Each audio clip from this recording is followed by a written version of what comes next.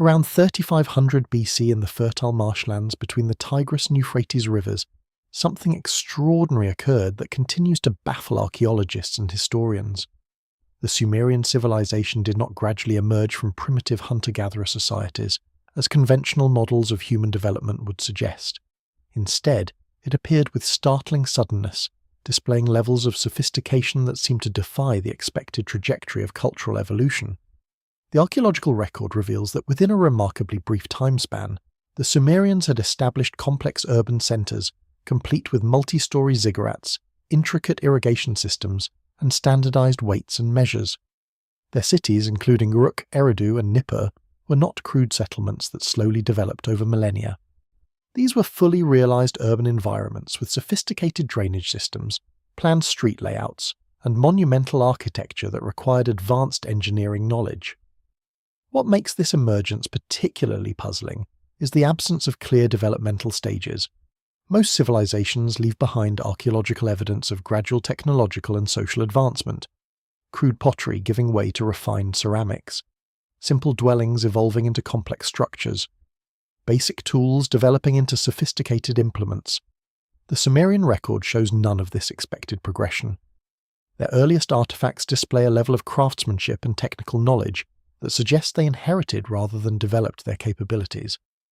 The cuneiform tablets discovered in the ruins of Nippur, Uruk, and other Sumerian cities contain references that challenge our understanding of early civilization. These ancient texts describe beings they called the Anunnaki, those who from heaven to earth came, portrayed not as mythological deities but as physical entities who played direct roles in establishing the foundations of human civilization. The tablets speak of advanced knowledge in astronomy, mathematics, metallurgy, and governance that appeared fully formed rather than developing through gradual human innovation. If this evidence challenges what you thought you knew about human history, consider following this investigation as we examine the archaeological record, ancient texts, and cross-cultural connections that paint a vastly different picture of our past than conventional history acknowledges. The weathered cuneiform tablets discovered in the ruins of Nippur between 1888 and 1900 contain some of the most detailed administrative records ever found in ancient Mesopotamia. Among the thousands of fragments catalogued by the University of Pennsylvania expeditions, a particular group stands out for their unusual content, describing what scholars have termed divine governmental structures. These tablets, dating to approximately 2100 BC, represent not mythological poetry, but administrative documentation of an organized hierarchy that governed Sumerian city-states through human intermediaries.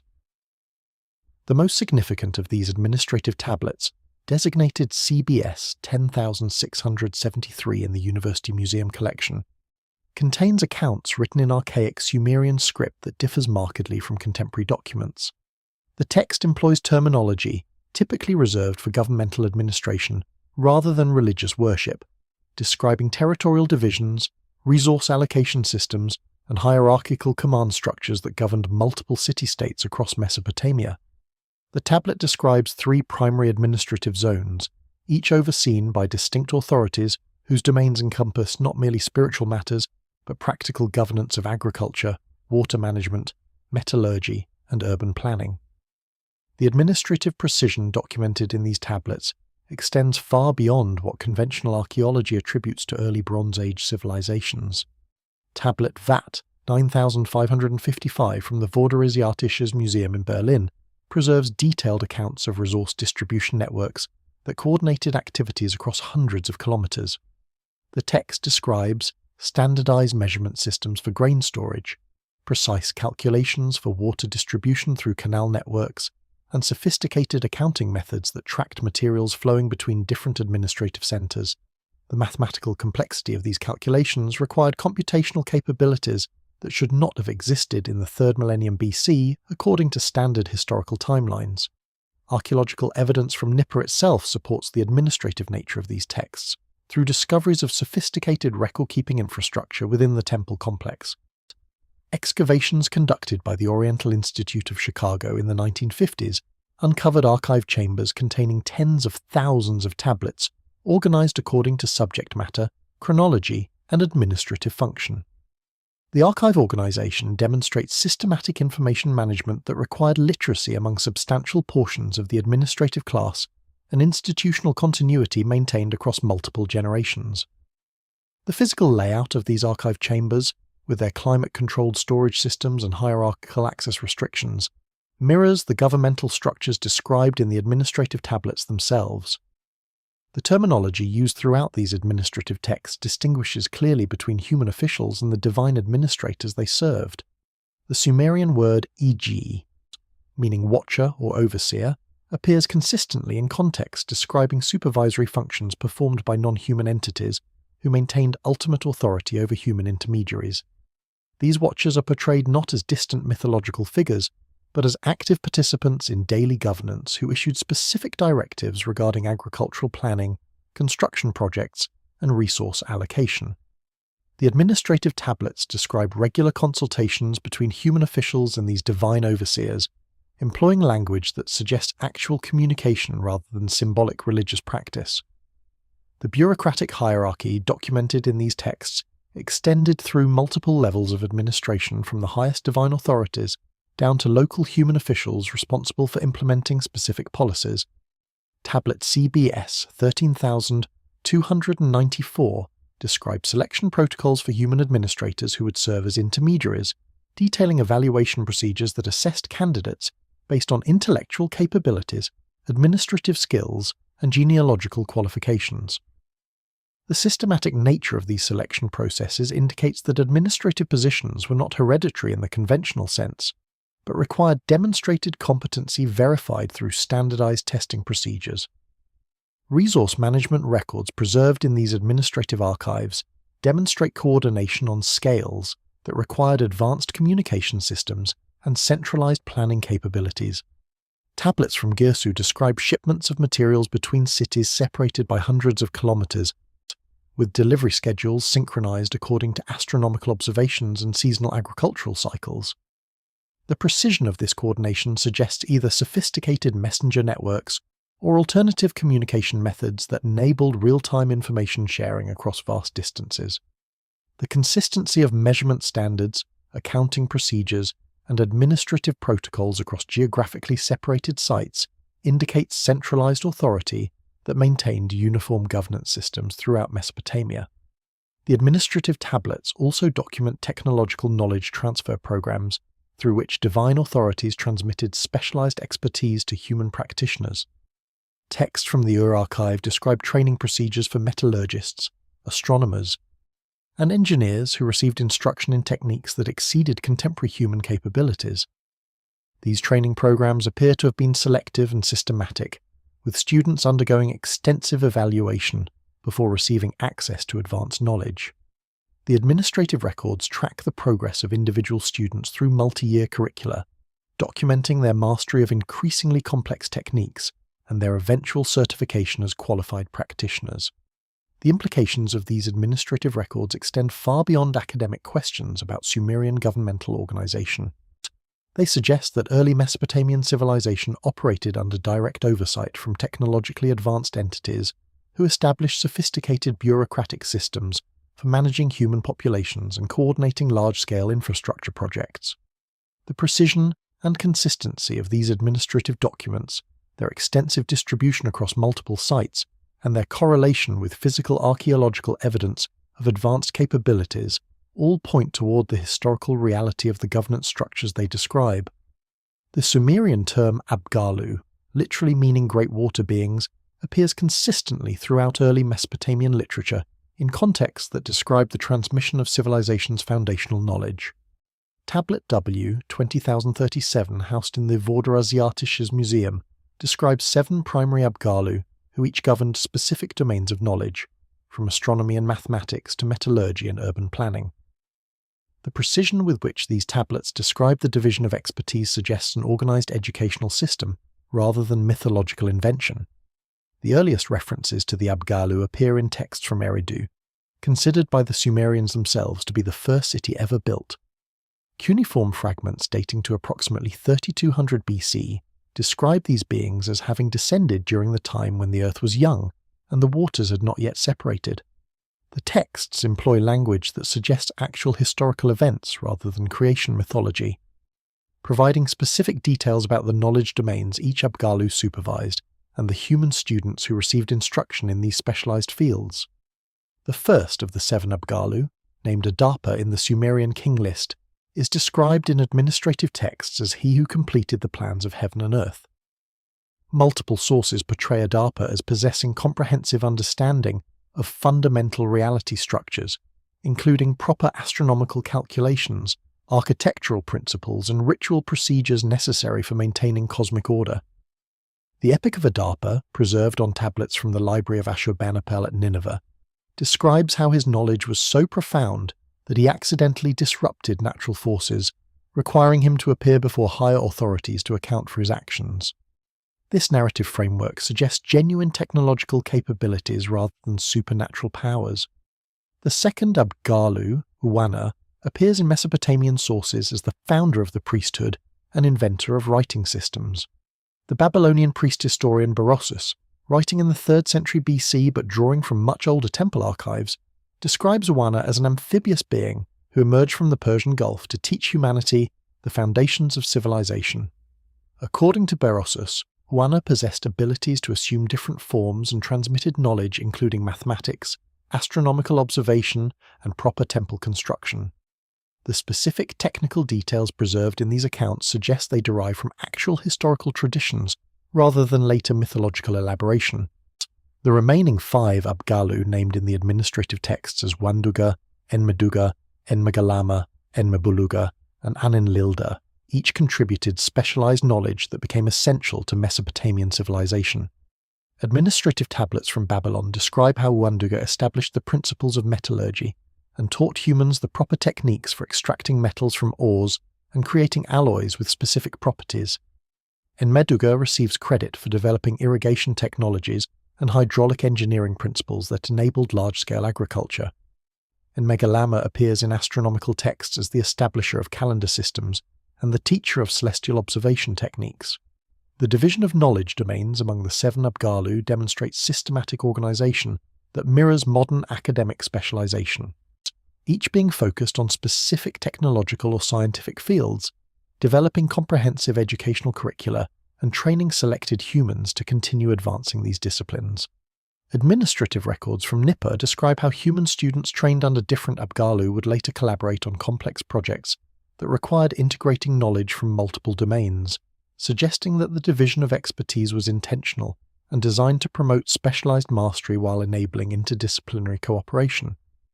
Archaeological evidence supports the historical existence of advanced educational institutions that could have functioned according to the systems described in the Abgalu texts. Excavations at Uruk uncovered specialized workshop areas where metallurgy, ceramic production, and astronomical observation were conducted using techniques that exceeded contemporary capabilities. These workshop areas included educational spaces with standardized equipment for training multiple students simultaneously, suggesting formalized instruction rather than traditional apprenticeship. The sophistication of the work produced in these facilities matches the advanced capabilities attributed to Abgalu instruction in the cuneiform sources. The linguistic evolution of terms related to the Abgalu reveals continuous cultural memory of these knowledge transfer systems across millennia. The Sumerian word Abgalu became the Akkadian Abkalu, which influenced Hebrew and Aramaic terms for wise ones and watchers. This linguistic continuity across multiple language families suggests that knowledge of the Abgalu represented consistent historical tradition, rather than mythological invention by later cultures. The technical terminology associated with Abgalu instruction appears in nearly identical form across Sumerian, Akkadian, and later Babylonian texts, indicating preservation of specific technical knowledge across multiple civilizations. The training methodologies attributed to the Abgalu in administrative texts demonstrate pedagogical sophistication that incorporated both theoretical instruction and practical application. Texts describe multi-year programs where students first mastered fundamental principles through memorization and repetition, then advanced to practical applications under supervision, and finally achieved independent mastery through completion of demonstration projects. This structured approach to education mirrors modern technical training programs and suggests that ancient instruction was systematic and rigorous rather than informal knowledge transmission. The legacy of Abgalu instruction appears in the specialized priesthoods and professional guilds that maintained advanced knowledge across subsequent civilizations. The astronomical expertise preserved in Babylonian temple schools, the metallurgical techniques employed by Bronze Age craftsmen, and the architectural knowledge demonstrated in monumental construction projects all show continuity with capabilities first attributed to Abgalu instruction. This continuity suggests that the knowledge transfer systems established by the 7 Abgalu created institutional frameworks that successfully preserved and transmitted advanced expertise across thousands of years. The emergence of cuneiform writing around 3200 BC represents one of archaeology's most perplexing mysteries. Unlike the gradual development of writing systems in other cultures, Sumerian cuneiform appears in nearly complete form, with sophisticated grammatical structures, extensive vocabulary, and complex symbolic systems that suggest long periods of prior development. Yet archaeological evidence shows no evolutionary stages leading to this fully formed writing system, raising questions about its actual origins. The earliest cuneiform tablets discovered at Uruk, dating to the late 4th millennium BC, demonstrate writing capabilities that conventional models cannot adequately explain. These archaic texts employ over 1,000 distinct signs organized according to complex grammatical rules and syntactical structures that indicate mature language development. The tablets record detailed administrative information including numerical calculations, commodity inventories, and transaction records using standardized formats that suggest institutional protocols already in place when writing first appeared in the archaeological record. Conventional theories propose that cuneiform evolved from simple pictographic tokens used for accounting purposes, with these tokens gradually developing into more abstract symbolic representations. However, excavations at multiple Mesopotamian sites reveal a fundamental problem with this evolutionary model. The token systems discovered at sites like Tel Brak and Tepegara show no clear progression toward the complex grammatical structures found in early cuneiform. The tokens were simple counting devices that represented specific commodities, lacking the syntactical complexity, grammatical rules, and abstract symbolic representations that characterize cuneiform writing from its first appearance. The tablet archives from Uruk contain texts that demonstrate immediate mastery of complex linguistic concepts including verb conjugation, noun declension, and subordinate clause construction. Tablet W, 19,869 alpha from the Vorderasiatisches Museum, preserves an administrative text that employs sophisticated grammatical constructions including temporal clauses, conditional statements, thus nested logical relationships. The linguistic sophistication evident in this early text suggests that cuneiform did not represent humanity's first attempt at written communication, but rather the implementation of an already developed writing system. The standardization of cuneiform signs across different Sumerian cities from the earliest periods indicates coordinated implementation rather than independent invention. Tablets from Uruk, Ur, and Nippur dating to the same period employ identical sign forms, similar grammatical structures, and consistent orthographic conventions. This standardization suggests that cuneiform was introduced through a centralized authority that established uniform writing protocols across multiple administrative centers.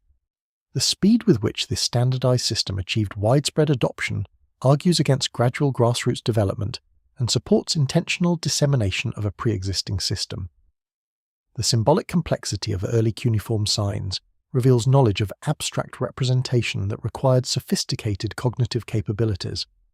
Many signs employ principles of phonetic representation, determinatives, and semantic classifiers that demonstrate understanding of linguistic structure at fundamental levels. The ability to represent abstract concepts through symbolic notation, to distinguish between phonetic and semantic functions of signs, and to employ grammatical markers for syntactical clarity, all indicate advanced linguistic analysis that preceded the physical creation of the writing system.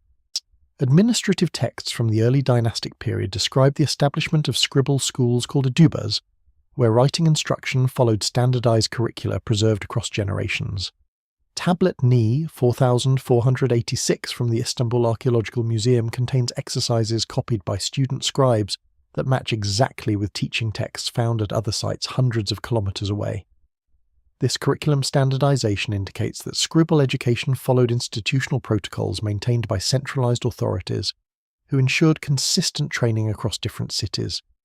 The sophistication of these educational programs from the earliest period suggests they implemented pre-existing knowledge rather than developing writing instruction through experimentation. The mathematical capabilities embedded within cuneiform notation systems demonstrate numerical understanding that exceeded simple counting requirements. The sexagesimal base 60 system employed in cuneiform numerical notation incorporates principles that enable complex calculations including fractional representation, exponential notation, and place value concepts. Tablet AO 8862 from the Louvre preserves mathematical tables that employ these advanced numerical concepts for calculations involving area measurements, volume determinations, and astronomical computations. The immediate availability of these sophisticated mathematical capabilities within the cuneiform system argues against gradual development from simple pictographic counting. Linguistic analysis of early cuneiform texts reveals vocabulary for technological and scientific concepts that should not have existed in late 4th millennium BC, according to conventional historical timelines. Terms for advanced metallurgical processes, astronomical phenomena, and architectural techniques appear in the earliest texts, with precisely defined meanings and consistent usage. The tablet designated W20030 from Uruk contains terminology for bronze alloy ratios, kiln temperature control, and quality testing procedures that indicate established metallurgical knowledge when writing first entered the archaeological record. The absence of developmental stages in cuneiform evolution becomes even more striking when compared with the documented development of other ancient writing systems. Egyptian hieroglyphics show clear evolutionary progression from simple pictographs to complex phonetic systems across several centuries. Chinese oracle bone script demonstrates gradual standardization and symbolic elaboration over extended periods. In contrast, Sumerian cuneiform appears essentially complete from its first attestation, lacking the experimental variations and evolutionary developments that characterize genuinely invented writing systems. This absence of developmental evidence suggests that cuneiform represented the implementation of knowledge that already existed in complete form. Sumerian mathematical tablets demonstrate understanding of concepts that would not be officially rediscovered until the Greek period or later. The base 60 numerical system they developed remains in use today for measuring time and angles, while their geometric calculations incorporated principles that required advanced mathematical knowledge. Tablet Plimpton 322, dating to approximately 1800 BC, contains trigonometric calculations that demonstrate understanding of mathematical relationships not officially discovered until centuries later. The Plimpton 322 tablet, housed in the Columbia University Library, preserves 15 rows of numbers organized into 4 columns that represent Pythagorean triples with extraordinary precision. These number sets satisfy the relationship where the square of one number equals the sum of squares of 2 other numbers, a principle later formalized in the Pythagorean theorem. However, the Babylonian tablet predates Pythagoras by over 1,000 years and demonstrates not merely awareness of this relationship but systematic methods for generating Pythagorean triples using sophisticated mathematical algorithms. Mathematical analysis of the Plimpton 322 tablet reveals that its creators employed advanced techniques, including reciprocal calculations, square root approximations, and trigonometric ratios. The tablet appears to function as a reference table for solving right triangle problems using what modern mathematics recognizes as trigonometric functions. The precision of these calculations required understanding of mathematical concepts, including the relationship between angles and side ratios, methods for calculating square roots to multiple decimal places, and algorithms for generating number sequences with specific mathematical properties. The base 60 numerical system employed throughout Mesopotamian mathematics demonstrates sophisticated understanding of number theory and practical calculation requirements. This sexagesimal system enables precise representation of fractions, simplifies calculations involving circles and angles, and provides natural units for astronomical observations. The choice of 60 as a numerical base reflects understanding that this number possesses exceptional divisibility properties, being evenly divisible by 1, 2, 3, 4, 5, 6, 10, 12, 15, 20, and 30.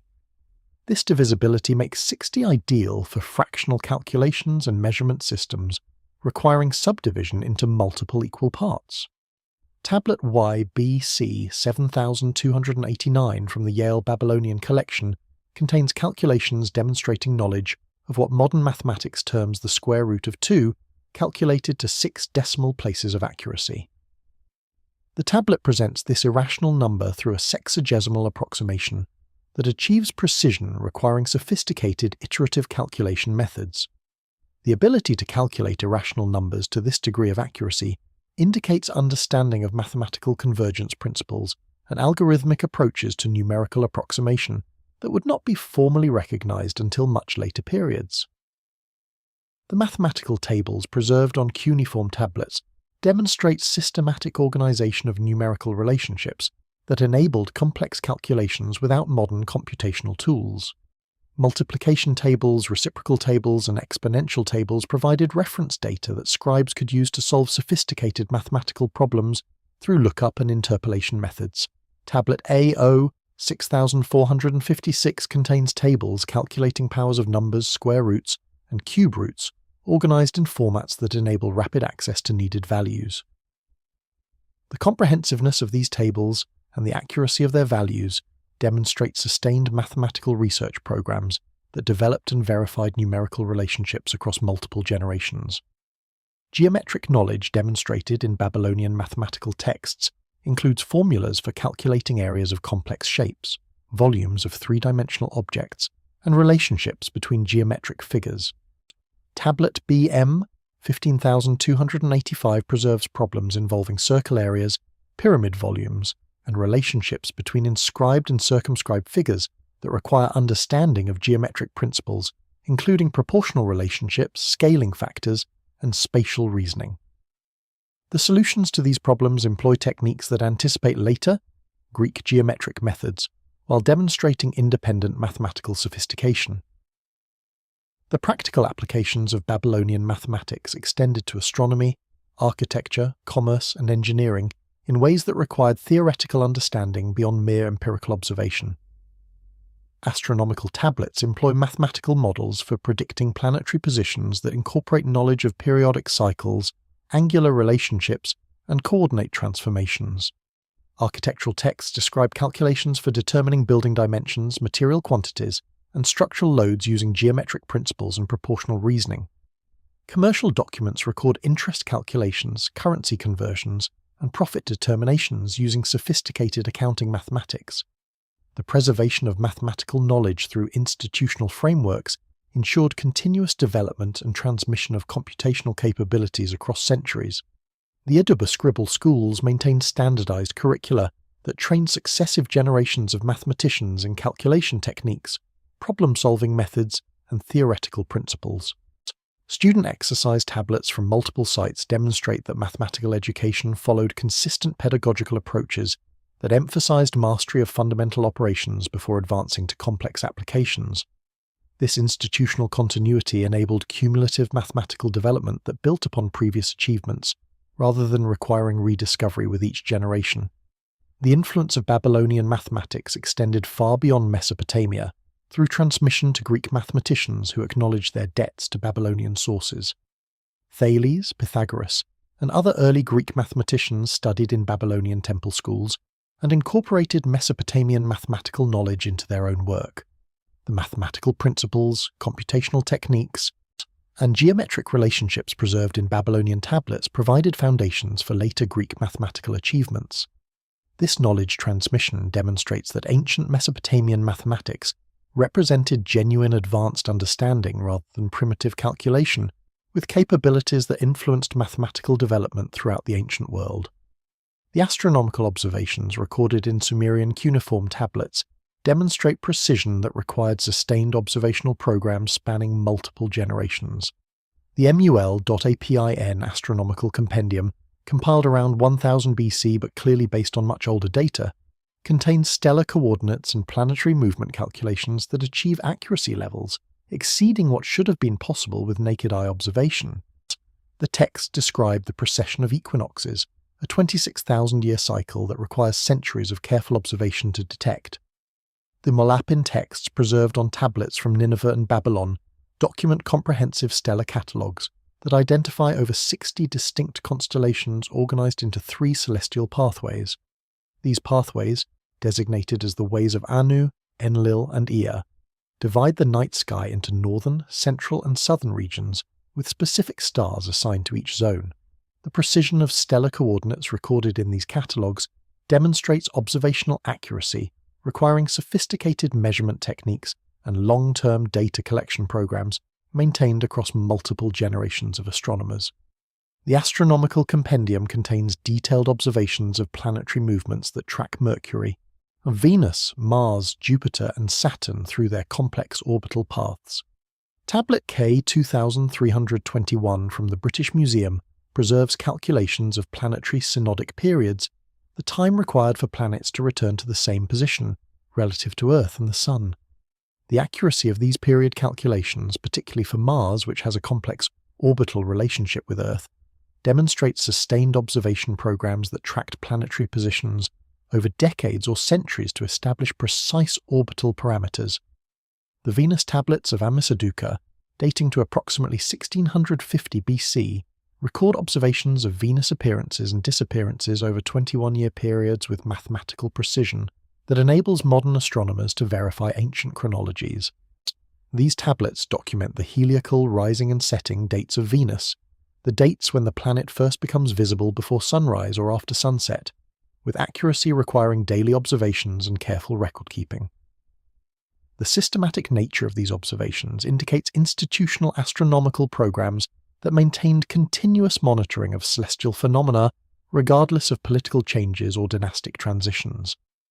The most remarkable aspect of Mesopotamian astronomical knowledge involves their understanding of precession, the slow wobble of Earth's axis that causes the position of stars to shift gradually over centuries.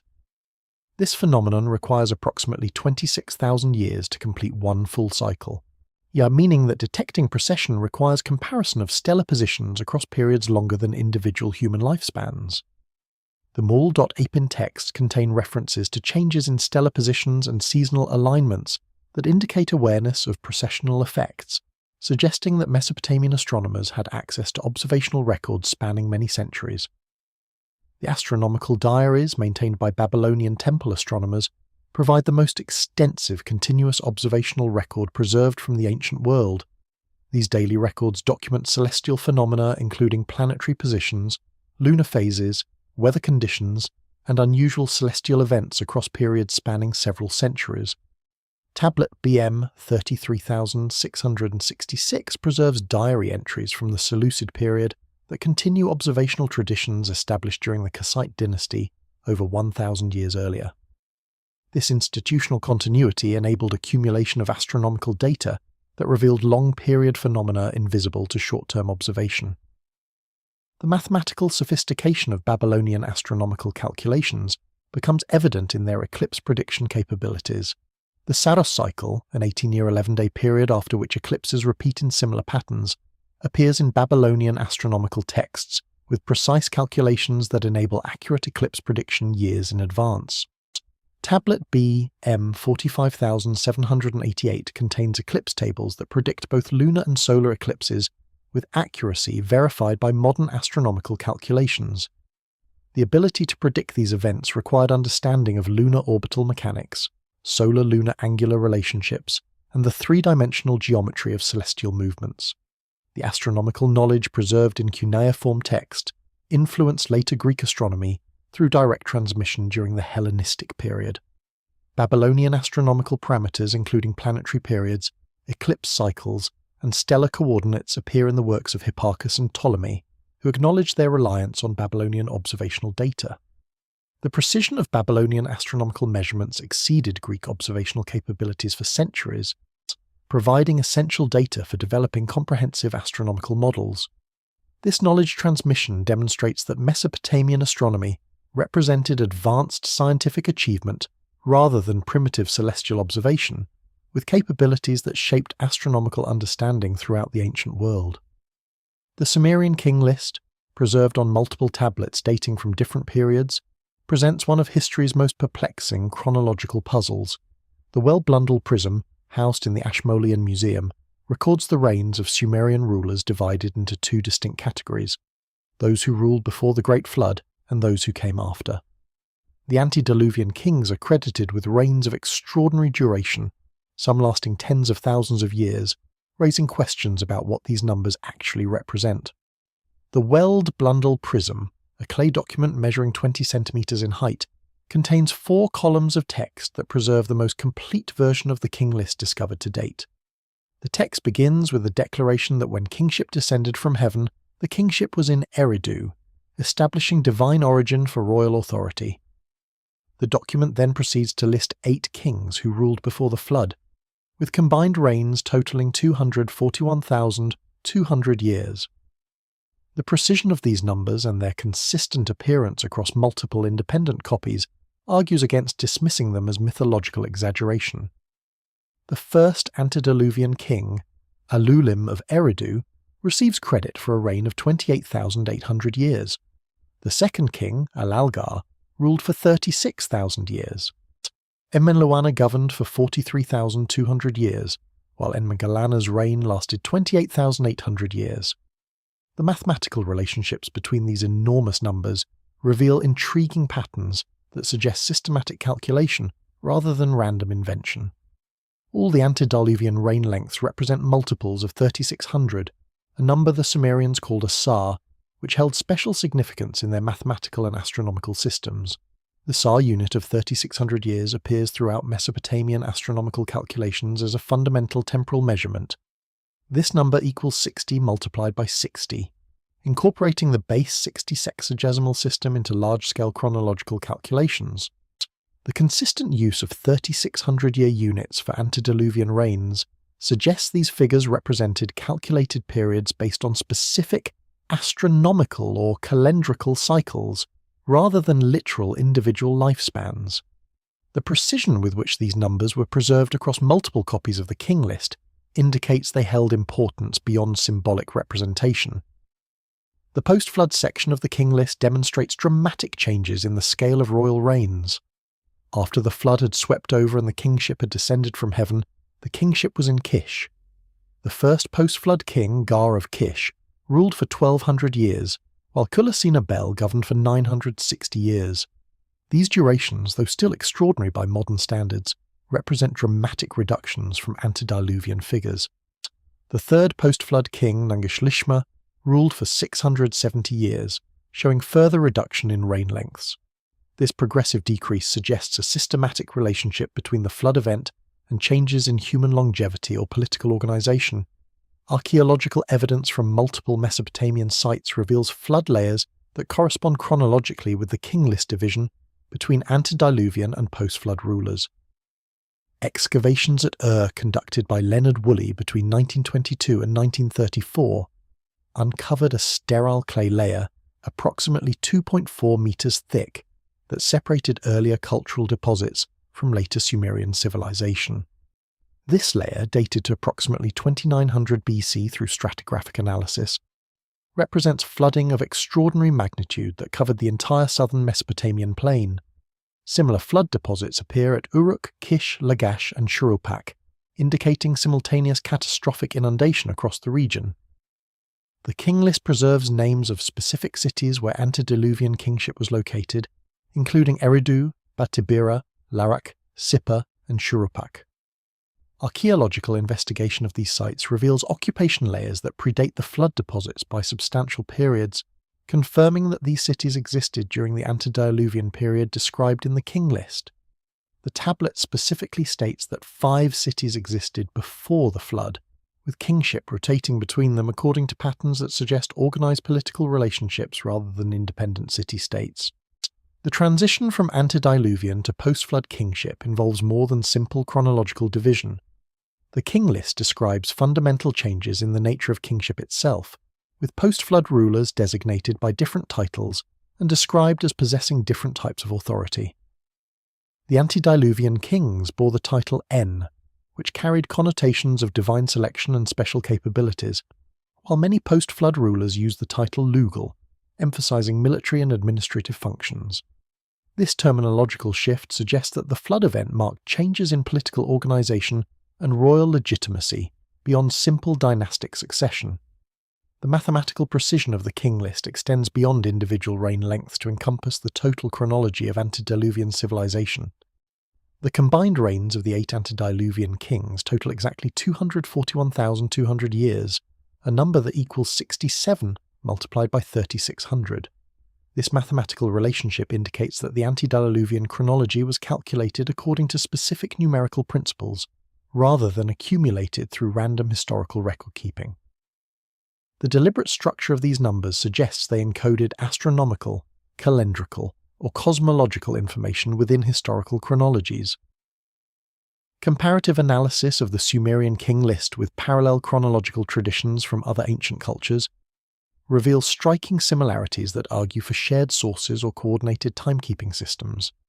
The Egyptian Turin papyrus preserves lists of divine rulers who governed before human dynasties, with reign lengths measured in thousands of years. The Hindu Puranas describe cosmic ages measured in hundreds of thousands of years governed by divine beings. The Mayan long count calendar calculates extended time periods using mathematical systems remarkably similar to Mesopotamian sexagesimal notation. These parallel traditions suggest that multiple ancient civilizations preserved knowledge of extended chronologies that predated historical periods.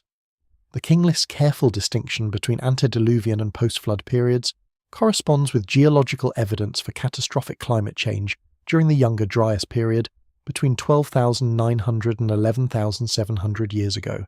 This rapid climate transition, documented in ice core data and sediment analysis worldwide, caused dramatic environmental changes that would have devastated early civilizations. The preservation of cultural memory regarding this catastrophic period through the King List and flood narratives demonstrates that Mesopotamian chronological traditions incorporated genuine historical events rather than purely mythological constructs. The massive stepped pyramids that dominated Sumerian city-states functioned as far more than religious monuments. Archaeological analysis of the Anu Ziggurat at Uruk reveals acoustic properties tuned to specific frequencies, astronomical alignments with unprecedented precision, and internal chambers designed for purposes that exceeded conventional religious ceremonies. The mathematical proportions governing ziggurat construction incorporate astronomical constants that appear throughout ancient sacred architecture worldwide. The Anu Ziggurat at Uruk, dating to approximately 3200 BC, rises in 7 distinct terraces to a height of approximately 40 meters above the surrounding plain. Each terrace level was constructed according to precise mathematical ratios that create specific acoustic resonance properties within the structure's internal chambers. Archaeological investigation by the German Oriental Society revealed that sound generated within the ziggurat's upper chambers undergoes amplification at frequencies between 80 and 120 Hz, creating acoustic effects that would enable communication across substantial distances. The foundation platform of the Anu Ziggurat incorporates limestone blocks weighing up to 50 tons, fitted together with tolerances measured in millimeters. These massive stones were quarried from sites located over 150 kilometers from Uruk and transported using methods that remain unexplained by conventional archaeology. The precision fitting of foundation stones creates structural stability that has preserved the ziggurat's basic form across more than 5,000 years despite earthquakes, flooding, and erosion. The engineering calculations required for this construction demonstrate understanding of load distribution, seismic resistance, and material science that exceeded documented Mesopotamian capabilities. The internal architecture of Mesopotamian ziggurats reveals sophisticated engineering that served functional purposes beyond symbolic religious significance.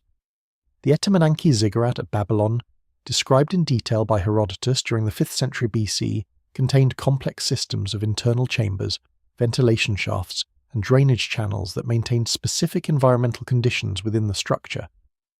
Excavations have revealed chambers equipped with acoustic features that amplify certain frequency ranges while dampening others, creating communication environments that enhanced vocal clarity and enabled long-distance sound transmission. The astronomical alignments incorporated into ziggurat design demonstrate knowledge of celestial mechanics, requiring centuries of careful observation. The Nana ziggurat at Ur aligns precisely with the lunar standstill cycle, a complex astronomical phenomenon occurring every 18.6 years when the Moon reaches its extreme northern and southern positions on the horizon. The mathematical calculations required to predict and incorporate this alignment indicate access to astronomical data spanning multiple centuries of lunar observations. The precision of this alignment, accurate to within fractions of a degree, demonstrates capabilities that conventional models attribute to much later civilizations. The 7-level structure common to major ziggurats corresponds to astronomical observations of 7 celestial bodies visible to ancient observers: the Sun, Moon, Mercury, Venus, Mars, Jupiter, and Saturn. Each ziggurat level was dedicated to specific planetary deities and incorporated astronomical alignments relevant to that celestial body. The Atemenanki at Babylon included levels oriented toward rising positions of different planets, creating a 3-dimensional astronomical calendar that tracked multiple celestial cycles simultaneously. This integration of astronomical knowledge into architectural design demonstrates sophisticated understanding of celestial mechanics and their practical applications. The geometric proportions governing ziggurat construction encode mathematical relationships that appear consistently across ancient sacred architecture worldwide. The base perimeter to height ratio of the Anu ziggurat approximates the mathematical constant pi to several decimal places. The relationship between successive terrace levels incorporates ratios that match Fibonacci sequences and golden ratio proportions. These mathematical constants appear in Egyptian pyramids, Mesoamerican temples, and megalithic structures across Europe and Asia, suggesting transmission of standardized architectural principles from common sources. The construction materials used in ziggurat building demonstrate advanced understanding of materials science and preservation chemistry. The fired bricks employed in ziggurat construction were sealed with bitumen and specialized mineral compounds that created waterproof barriers, protecting internal structures from moisture damage. Chemical analysis of these sealant compounds reveals mixtures including cedar oil, frankincense resin, and metallic salts that possessed antimicrobial properties preventing biological degradation. The sophistication of these preservation techniques enabled ziggurats to survive millennia of exposure to harsh environmental conditions. The ziggurat complexes served as centers for astronomical observation programs that maintained continuous monitoring of celestial phenomena across generations. Administrative tablets from Babylon describe observatory equipment installed on ziggurat summits, including bronze instruments for measuring stellar positions and mechanical devices for calculating planetary movements. These observational programs generated the precise astronomical data preserved in cuneiform tablets, enabling prediction of eclipses, planetary conjunctions, and other celestial events with remarkable accuracy. The institutional continuity of these programs demonstrates organized scientific research maintained through coordinated temple administrations. The acoustic properties of ziggurat chambers enabled communication capabilities that exceeded normal human vocal range and clarity. The resonance chambers discovered within the Marduk temple at Babylon incorporated design features that amplified specific vocal frequencies while filtering background noise, creating communication conditions optimized for clarity across distances. These acoustic enhancements would have enabled priests conducting rituals in upper chambers to communicate with participants at ground level, but the sophistication of the acoustic engineering suggests purposes beyond simple amplification of religious ceremonies. The mathematical knowledge required for ziggurat construction appears simultaneously in geographically distant cultures during the same historical periods. The step pyramids of Mesoamerica, the megalithic structures of Western Europe, and the temple complexes of Southeast Asia all incorporate similar mathematical proportions and astronomical alignments, despite conventional models suggesting no contact between these civilizations. This simultaneous appearance of advanced architectural knowledge across multiple continents argues for transmission from common sources or coordination between ancient cultures that maintained global communication networks. The bronze artifacts discovered at early Sumerian sites demonstrate metallurgical sophistication that appears without clear developmental stages. Chemical analysis reveals alloy compositions with precise ratios optimized for strength and durability, including trace elements that enhance specific properties. These optimal formulations match what modern metallurgists recognize as ideal compositions, yet they appear in the earliest Sumerian metalwork without evidence of experimental development. Bronze objects from Ur dating to approximately 3500 BC show alloy compositions containing 90% copper and 10% tin, the exact ratio modern metallurgy recognizes as optimal for bronze tool production. This precision appears in the earliest bronze artifacts without evidence of gradual refinement from less optimal compositions. Chemical analysis of bronze samples from the Royal Cemetery at conducted by the British Museum, revealed additional trace elements including arsenic and antimony in concentrations that enhance hardness and corrosion resistance. These trace element additions demonstrate understanding of complex metallurgical effects that require systematic experimentation and knowledge of chemical principles.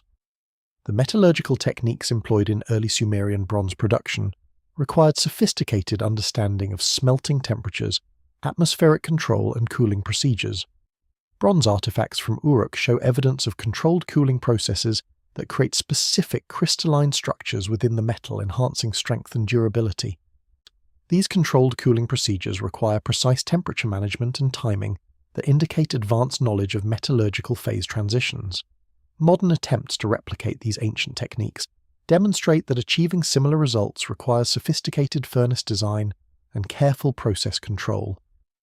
The distribution of tin sources and copper deposits across ancient Mesopotamia reveals extensive trade networks that supplied raw materials for bronze production. Tin deposits located in Afghanistan and Central Asia were transported over 2,000 kilometers to Mesopotamian workshops, requiring organized trade routes and resource management systems. The consistency of tin ratios in bronze artifacts across different Sumerian cities indicates coordinated supply chains and quality control procedures that maintained standardized alloy compositions. This coordination demonstrates administrative capabilities that extended far beyond local craft production. The specialized tools discovered at Sumerian metallurgical workshops include equipment for precision casting, metal forming, and quality testing that exceed conventional ancient capabilities. Excavations at Carthage uncovered crucibles with temperature-resistant ceramic compositions capable of withstanding the extreme heat required for bronze smelting. Stone molds for precision casting show surface finishes that enable production of detailed metalwork with minimal post-casting processing.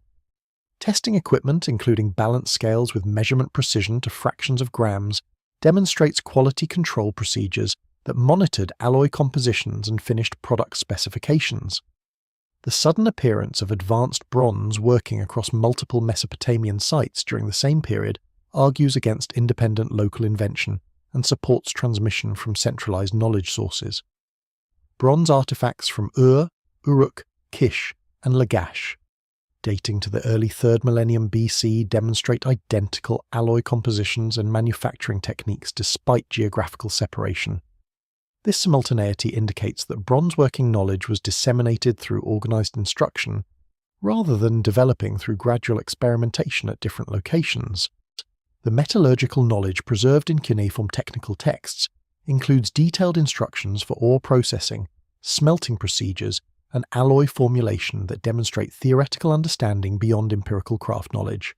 Tablet A, O, 7671 from the Louvre preserves recipes for bronze production that specify exact proportions of ingredients, processing temperatures, and timing procedures. The systematic organization of this technical information indicates codified metallurgical knowledge transmitted through formal education rather than informal apprenticeship traditions. The ironworking capabilities documented at certain Mesopotamian sites present even more profound chronological anomalies. Iron objects discovered in contexts dating to 3000 BC show evidence of advanced smelting techniques and carbon content control that produces steel-like properties. Conventional models place the development of iron smelting technology nearly 2,000 years later during the Hittite period. The presence of these early iron artifacts with sophisticated metallurgical characteristics challenges established chronologies of technological development and suggests access to advanced knowledge during earlier periods. The preservation of metallurgical knowledge through specialized craftsman guilds created institutional frameworks that maintained technical expertise across generations. Administrative texts describe hereditary metallurgist families that controlled access to advanced techniques and trained selected apprentices in specialized procedures. These guild systems preserved technical knowledge through periods of political instability and cultural transition, ensuring continuity of metallurgical capabilities. The organizational sophistication of these craft guilds demonstrates that technological knowledge was valued and protected through formal institutional structures. The influence of Mesopotamian metallurgy extended throughout the ancient world through trade networks and knowledge transmission that spread advanced techniques to neighbouring civilizations. Bronze working methods developed in Mesopotamia appear in Egypt, the Indus Valley, and Anatolia during overlapping time periods, suggesting active technological transfer between cultures. The consistency of metallurgical techniques across these geographically separated regions indicates that bronze working knowledge travelled through organised channels rather than developing independently through parallel invention. The Eridu Genesis, one of the oldest creation narratives known to humanity, contains passages describing the completion of divine tasks and the withdrawal of these beings from direct earthly involvement. Unlike later mythological accounts, the Eridu text employs terminology more commonly associated with administrative reports, describing systematic procedures for preserving knowledge and establishing ongoing communication protocols that would function after the departure of direct oversight. The Eridu Genesis survives in fragmentary form on tablets from the Old Babylonian period, but linguistic analysis indicates the text derives from much earlier Sumerian sources dating to at least 3000 BC. The narrative describes how divine beings established the first cities, organized human populations, and transmitted essential knowledge necessary for civilizational development. The text then describes how these beings determined their earthly mission had reached completion and that the time for withdrawal had arrived. The matter-of-fact tone and administrative language distinguish this account from typical mythological creation stories. The withdrawal procedures described in the Eridu Genesis include specific protocols for preserving essential knowledge through physical archives and trained human intermediaries. The text describes the sealing of wisdom chambers beneath temple complexes, containing not only written records, but also technological artifacts and instructional materials that would enable future generations to access preserved knowledge. These preservation protocols receive detailed treatment in the text, specifying construction methods for archive chambers, preservation techniques for sensitive materials, and selection criteria for human guardians who would maintain the facilities. The establishment of communication systems that would function after divine withdrawal receives extensive attention in the Eridu text. The narrative describes the creation of specific ritual procedures, astronomical observation protocols, and symbolic communication methods that would enable limited contact between departed beings and their human successors. These communication systems incorporated astronomical timing to identify optimal contact periods, specialized equipment to facilitate information transmission, and trained priests who understood the operational procedures. The technical specificity of these descriptions suggests documentation of actual systems, rather than symbolic religious practices. The Eridu Genesis describes the training of selected humans who would preserve and transmit essential knowledge across subsequent generations.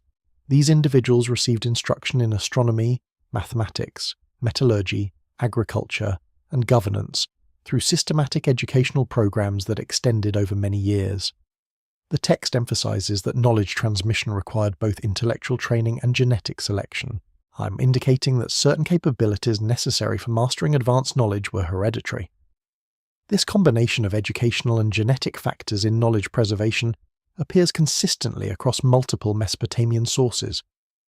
Archaeological evidence from Eridu itself provides physical confirmation of the withdrawal narrative through discoveries of deliberately sealed chambers containing preserved artifacts and texts. Excavations conducted by the Iraqi Department of Antiquities between 1946 and 1949 uncovered underground facilities that matched descriptions in the Eridu Genesis. These chambers contained astronomical instruments, chemical apparatus, and mechanical devices arranged in preservation configurations designed for long-term storage. The deliberate nature of these installations argues against accidental abandonment and supports intentional preservation as described in the text. The post-withdrawal period described in the Eridu Genesis involves gradual human assumption of administrative responsibilities previously managed by divine authorities. The text describes transition procedures that transferred governmental functions, technological operations, and religious ceremonies to human control, while maintaining communication channels for guidance during crises. This gradual transition model appears more sophisticated than simple abandonment and suggests carefully planned withdrawal that prioritized continuity of essential functions. The flood narrative incorporated within the Eridu Genesis serves as the precipitating event that necessitated divine withdrawal. The text describes the flood not as divine punishment, but as a natural catastrophe that tested human resilience and demonstrated humanity's capacity for independent survival. The preservation of selected humans and animals through advance warning and technical assistance represents the final phase of direct intervention before complete withdrawal. The success of post-flood reconstruction provided evidence that humanity could maintain civilization without continuous divine oversight. The linguistic analysis of the Eridu Genesis reveals sophisticated narrative structure that distinguishes between different types of knowledge and their relative importance for post-withdrawal civilization. The text categorizes knowledge into essential information required for survival, advanced techniques necessary for technological development, and theoretical understanding that enables continued innovation. This hierarchical organization of knowledge demonstrates systematic thinking about information preservation and suggests that withdrawal planning involved careful analysis of which capabilities were most crucial for human civilizational continuity. The influence of the Eridu Genesis narrative extends throughout subsequent Mesopotamian literature, with later texts referencing the withdrawal period and quoting passages from the original account. The Epic of Gilgamesh incorporates elements from the Eridu Genesis, particularly regarding flood narratives and the relationship between divine beings and humanity. The Atrahasis epic similarly draws from Eridu traditions while expanding on specific aspects of the withdrawal and its consequences. This literary continuity demonstrates that the Eridu Genesis established foundational narratives that influenced Mesopotamian cultural memory across millennia.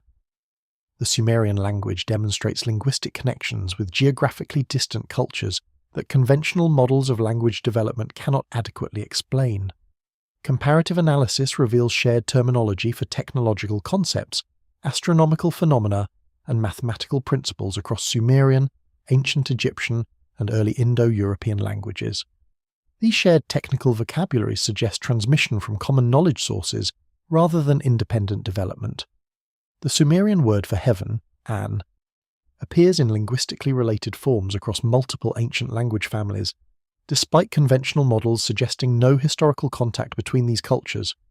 The Egyptian term Anu, the Akkadian Anum, and Sanskrit derivatives all designate celestial realms using phonetically similar constructions. This linguistic convergence extends beyond simple phonetic coincidence to include shared semantic ranges and grammatical applications that indicate common conceptual frameworks rather than coincidental parallel development. Technical terminology for astronomical concepts shows remarkable consistency across ancient languages, separated by vast geographical distances.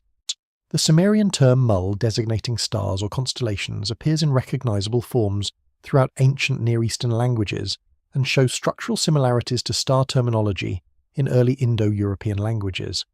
The precision with which astronomical terms are shared across these languages suggests that celestial observation vocabulary was transmitted as a coherent technical system rather than developing through independent observation and naming practices. Mathematical vocabulary demonstrates even more striking cross-cultural consistency, with number names and computational terms showing systematic relationships across supposedly unrelated language families. The Sumerian sexagesimal counting system's influence appears in time measurement and angular calculation terminology preserved throughout ancient languages, despite vast chronological and geographical separation. Terms for geometric concepts including circle, angle, and proportion show linguistic relationships that argue for transmission from common mathematical knowledge sources rather than independent conceptual development. Metallurgical terminology provides particularly compelling evidence for shared technical vocabularies across ancient civilizations. Terms for copper, tin, bronze, and smelting processes show systematic phonetic relationships across Sumerian, Egyptian, Hittite, and early Indo-European languages. The technical specificity of these shared terms, including precise designations for alloy ratios and processing temperatures, indicates transmission of detailed metallurgical knowledge through linguistic channels. The consistency of these technical vocabularies across cultures that developed bronze working during overlapping periods supports coordinated knowledge dissemination, rather than independent invention. Agricultural terminology demonstrates similar cross-cultural linguistic patterns, with irrigation vocabulary, crop names, and farming technique designations showing systematic relationships across ancient languages. The Sumerian terms for canal, levee, and water distribution appear in recognizable forms throughout ancient Near Eastern languages and show structural parallels in early Sanskrit agricultural texts. The precision of these agricultural terms and their consistent application across different environmental contexts suggests transmission of sophisticated irrigation knowledge from centralized sources.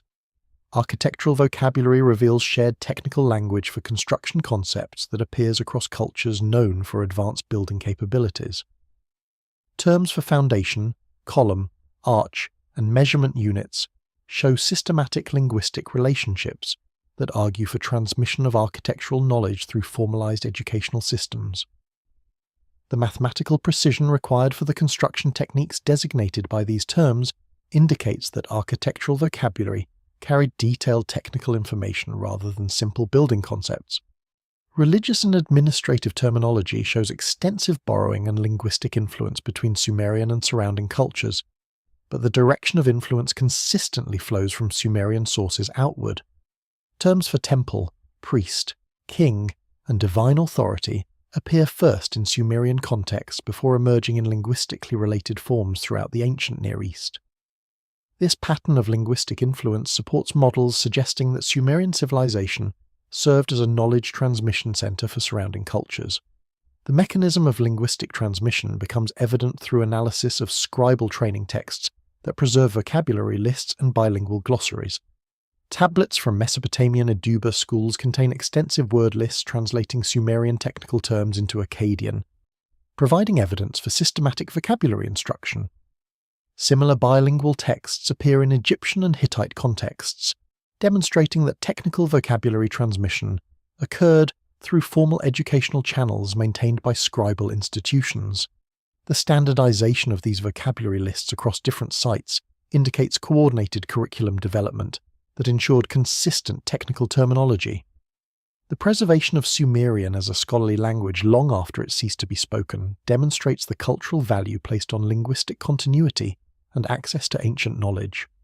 Babylonian and Assyrian scribes continued studying Sumerian for over 2,000 years after it stopped functioning as a living language, maintaining access to technical and religious texts that preserved essential knowledge. This extraordinary commitment to linguistic preservation suggests that Sumerian texts contained information considered crucial for maintaining technological and cultural capabilities across subsequent civilizations. Administrative tablets from Nippur describe the construction of elaborate underground chambers designed for long-term preservation of essential knowledge.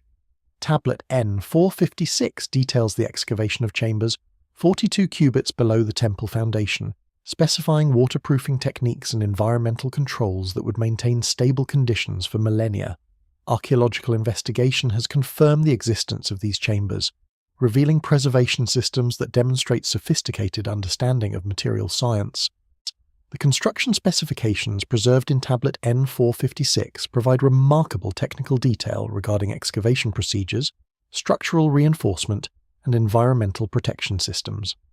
The text describes how workers excavated through successive soil layers to reach bedrock at depths exceeding 20 meters below the temple complex. The chambers were then carved directly into solid rock and lined with fired bricks, sealed using bitumen mixed with rare mineral compounds. Chemical analysis of residual sealant materials recovered from Nippur excavations reveals compositions including cedar resin, frankincense, and metallic salts that created antimicrobial barriers preventing biological degradation of stored materials. The archive chamber design incorporated sophisticated ventilation systems that maintained air circulation without external openings that could admit moisture or contaminants. Tablet VAT 18934 describes vertical shafts extending from deep chambers to near-surface termination points, with horizontal offset sections that prevented direct water infiltration while allowing atmospheric exchange. Archaeological investigation of the Nippur complex uncovered physical evidence of these ventilation systems, including stone-lined shafts with precisely calculated angles and cross-sectional areas optimized for passive air movement. The engineering sophistication required to design ventilation systems functioning autonomously for millennia demonstrates advanced understanding of fluid dynamics and atmospheric physics. The environmental control systems extended beyond simple ventilation to include temperature regulation and humidity management that protected sensitive materials from degradation. The archive chambers at Eridu, described in administrative tablets from the site, incorporated thermal mass management through thick stone walls that buffered temperature fluctuations and maintained stable interior conditions regardless of external seasonal variations. Excavations conducted by Fuad Safar between 1946 and 1949 revealed chambers with wall thicknesses exceeding 2 meters, constructed from limestone blocks with high thermal mass properties. The thermal calculations required to optimize wall thickness for temperature stability demonstrate sophisticated thermodynamic knowledge. The preservation protocols documented in these administrative texts distinguish between different types of materials requiring different storage conditions.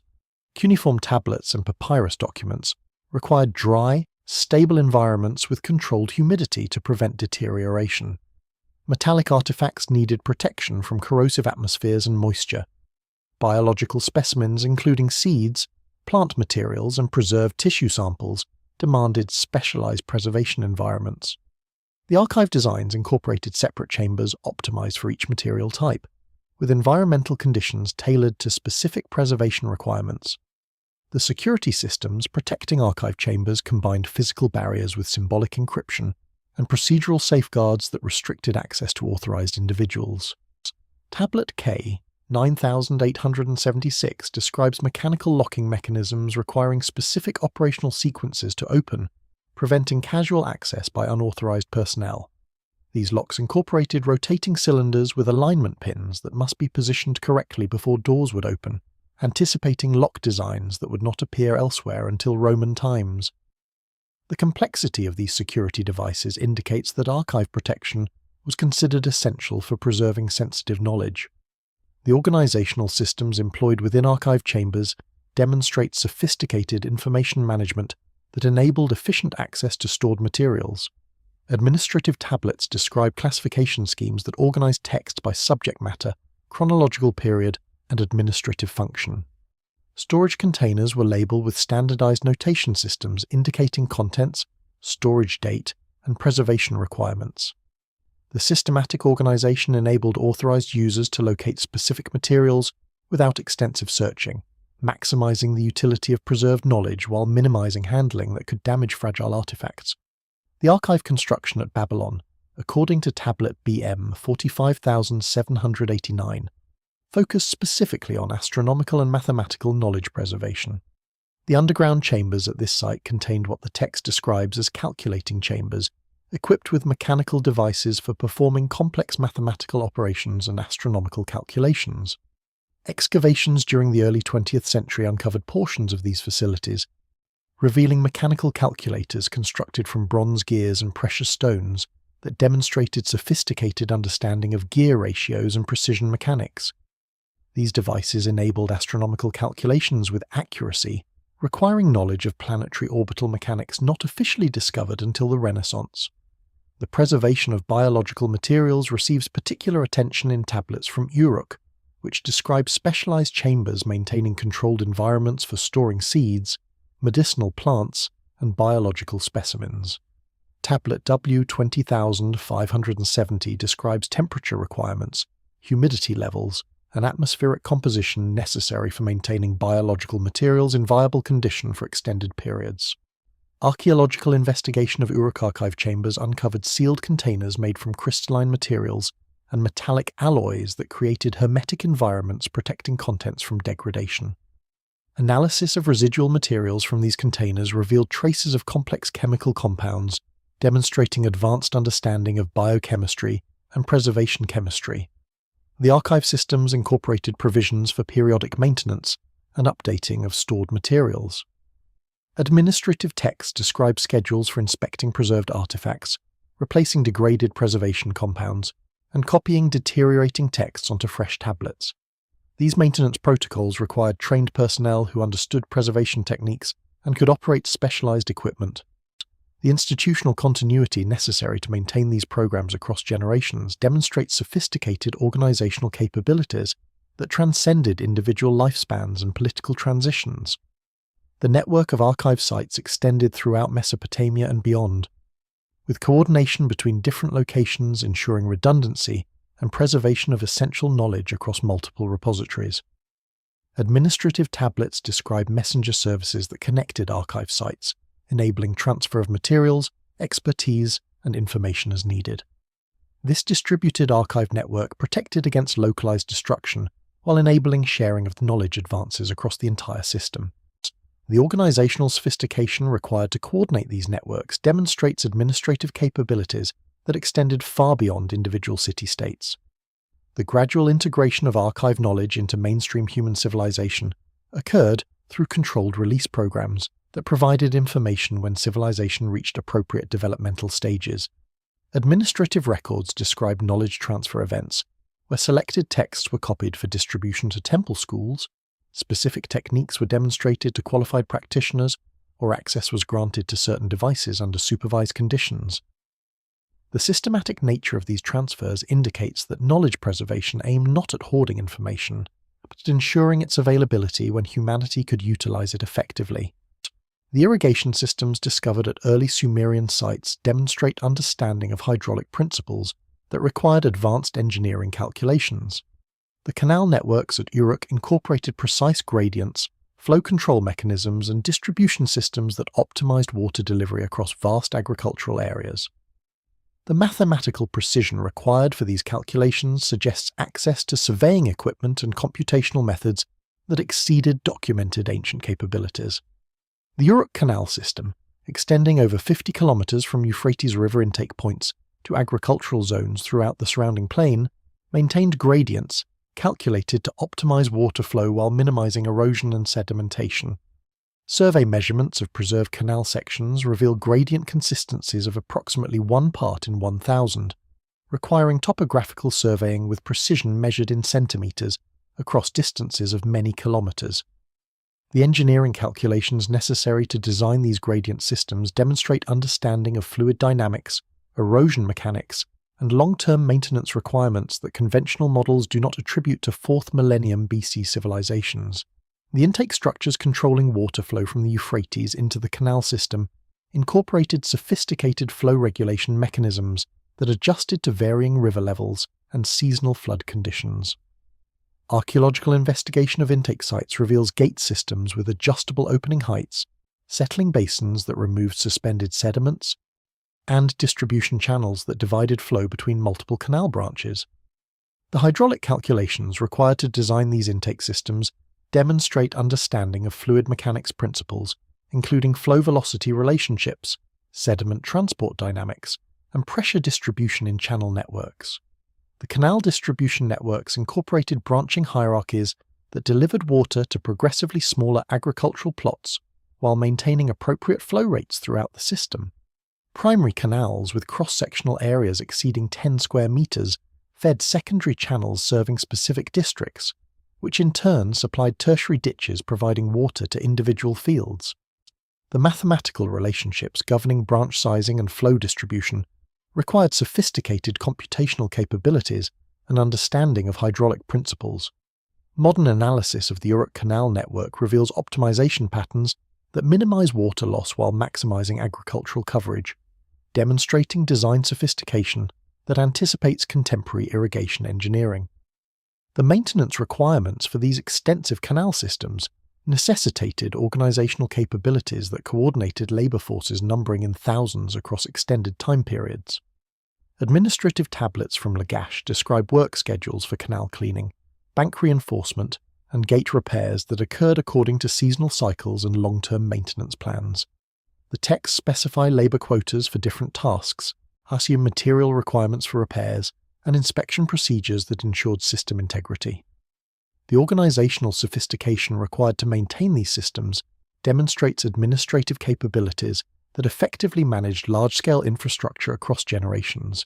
The agricultural productivity enabled by Sumerian irrigation systems supported urban populations that would have been impossible through rainfall agriculture alone. Population estimates for Uruk during the late 4th millennium BC range from 40,000 to 80,000 inhabitants, densities that required agricultural surpluses generated through intensive irrigation farming. The coordination between irrigation infrastructure, agricultural production, and urban population support demonstrates sophisticated understanding of resource management and economic planning that transcended simple subsistence farming. The water measurement systems employed in Sumerian irrigation management incorporated standardized units and calculation methods that enabled precise allocation of water resources between competing agricultural demands. Administrative tablets preserve records of water allocation schedules, flow rate measurements, and distribution adjustments that responded to varying agricultural needs and seasonal availability.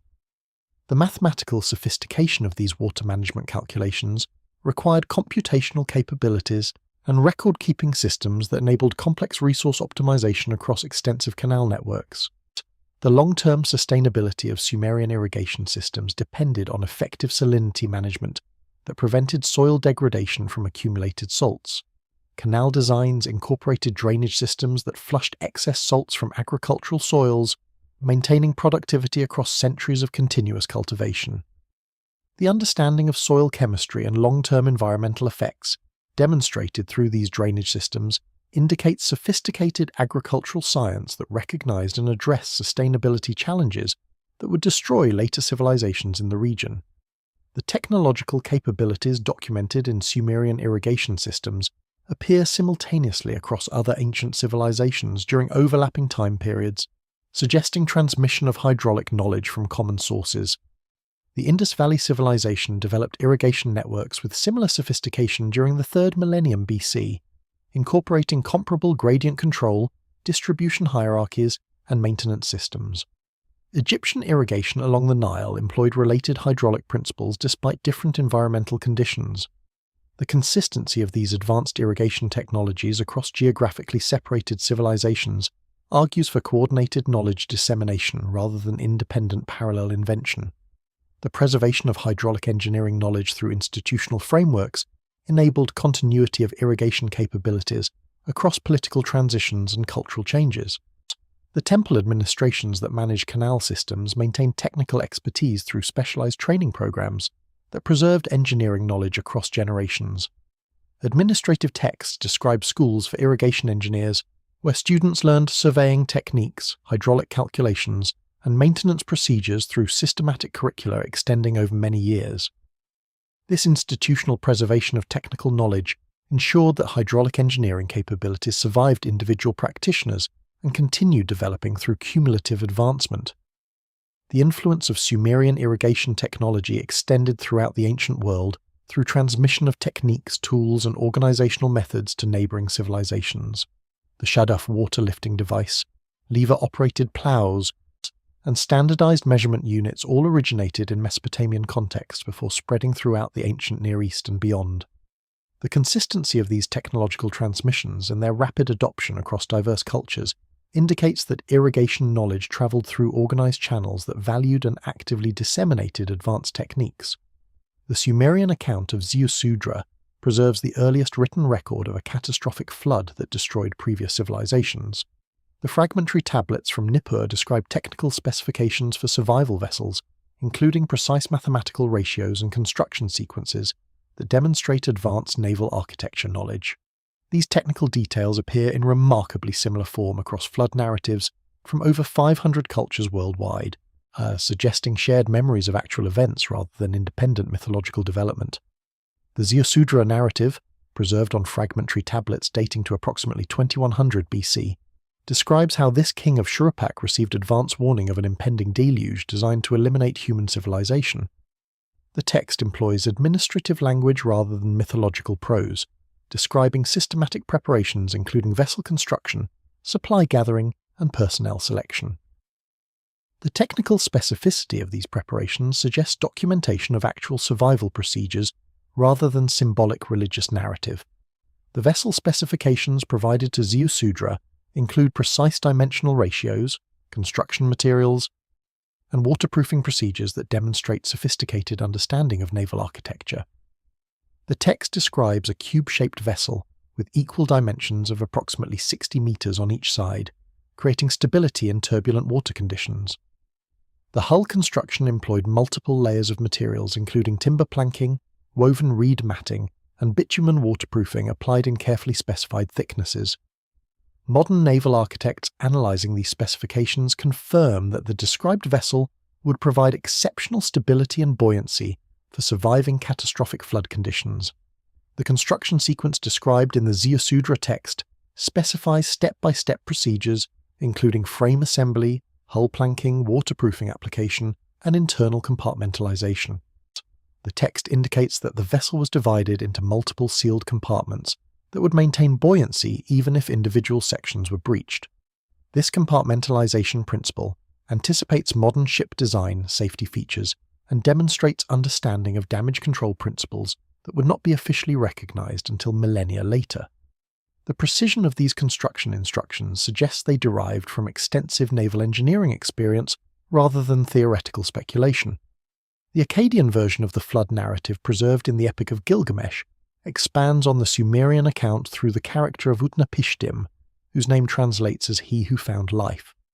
The 11th tablet of the Gilgamesh epic provides additional technical details about flood preparation, including specific material quantities, harsh construction timelines, and loading procedures. Utnapishtim describes how he loaded not only animals and family members, but also craftsmen representing different trades, suggesting intentional preservation of technological knowledge through the catastrophe. The global distribution of flood narratives across over 500 cultures provides remarkable confirmation of the Mesopotamian accounts through consistent technical details that appear in geographically separated traditions. The Hopi tradition describes the duration of flooding as exactly 150 days, matching the period given in Mesopotamian sources.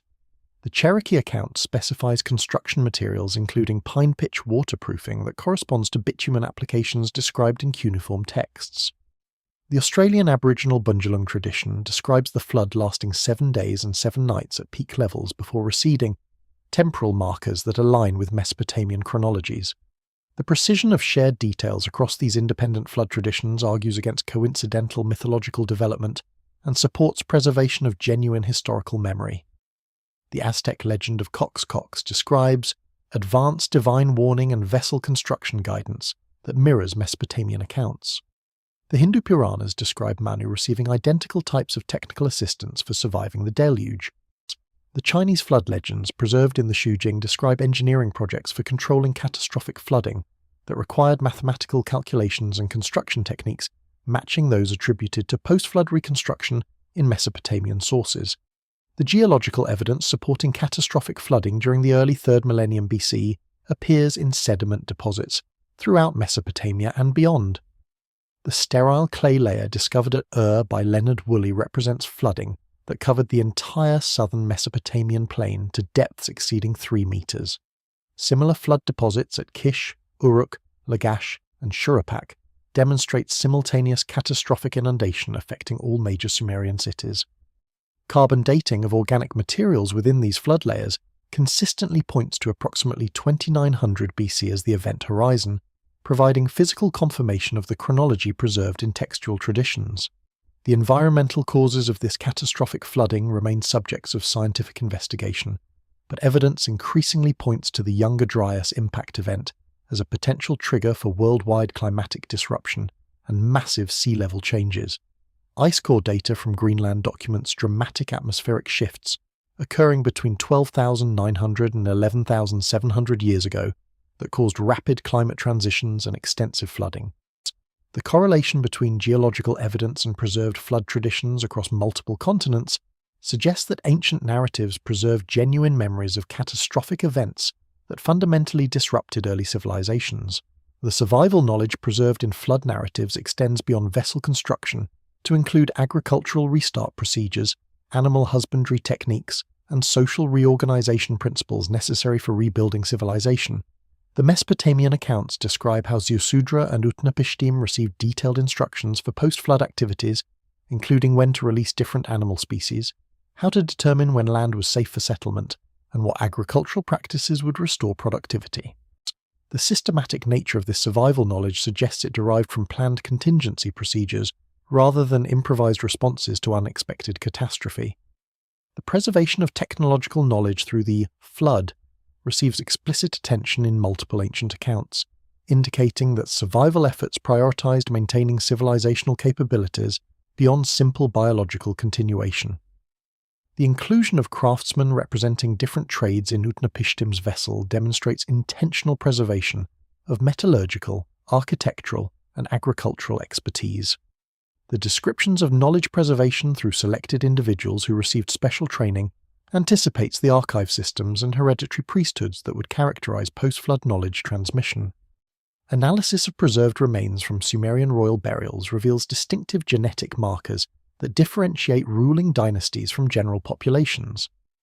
The tomb of Queen Puabi at Ur contained preservation techniques and burial equipment designed for maintaining biological specimens, suggesting systematic efforts to preserve genetic information. Modern genetic analysis of these remains shows characteristics including enhanced cranial capacity and unusual bone density patterns.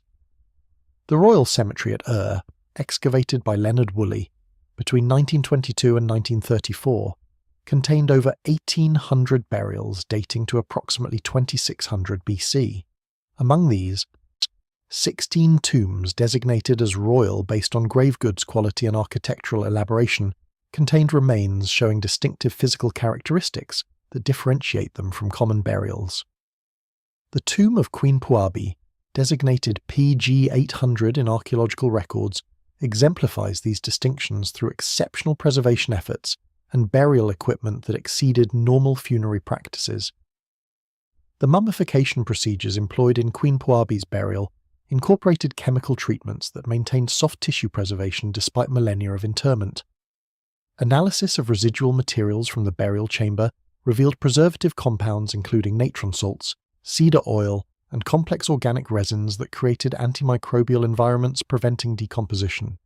These preservation techniques demonstrate understanding of biochemistry and tissue conservation that exceeded conventional Mesopotamian burial practices.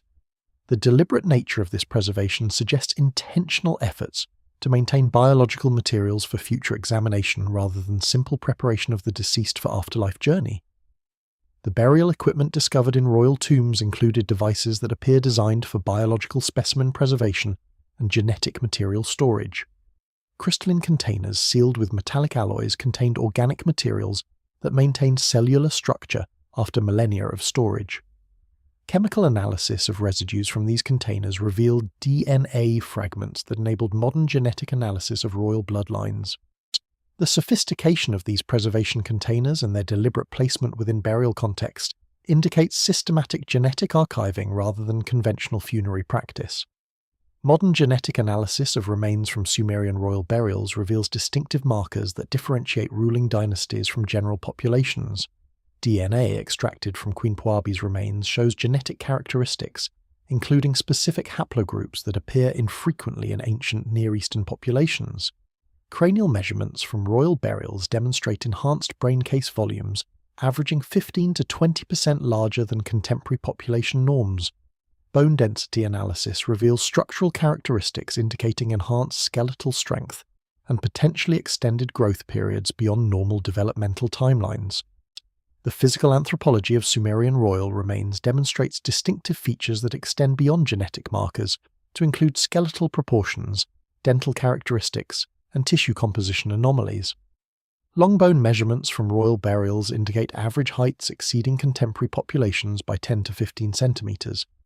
Dental analysis reveals enamel thickness and wear patterns suggesting different dietary habits or extended lifespans compared to common populations. These physical distinctions appear consistently across multiple royal burials, indicating hereditary characteristics rather than environmental or nutritional factors. The burial practices employed for royal remains incorporated positioning and equipment arrangements that facilitated ongoing communication or monitoring of deceased individuals. The placement of crystalline objects at specific locations relative to the body, the inclusion of metallic devices with unknown functions, and the architectural features enabling astronomical alignments all suggest that royal tombs served purposes beyond simple interment. Administrative tablets describe rituals for communicating with deceased rulers through procedures that required specialized equipment and astronomical timing, indicating that death did not terminate the administrative or spiritual roles of royal bloodlines. The genealogical records preserved in administrative tablets document careful tracking of royal family bloodlines across multiple generations. Tablet VAT 16742 describes marriage protocols requiring genetic compatibility verification and bloodline purity assessment before royal unions could proceed.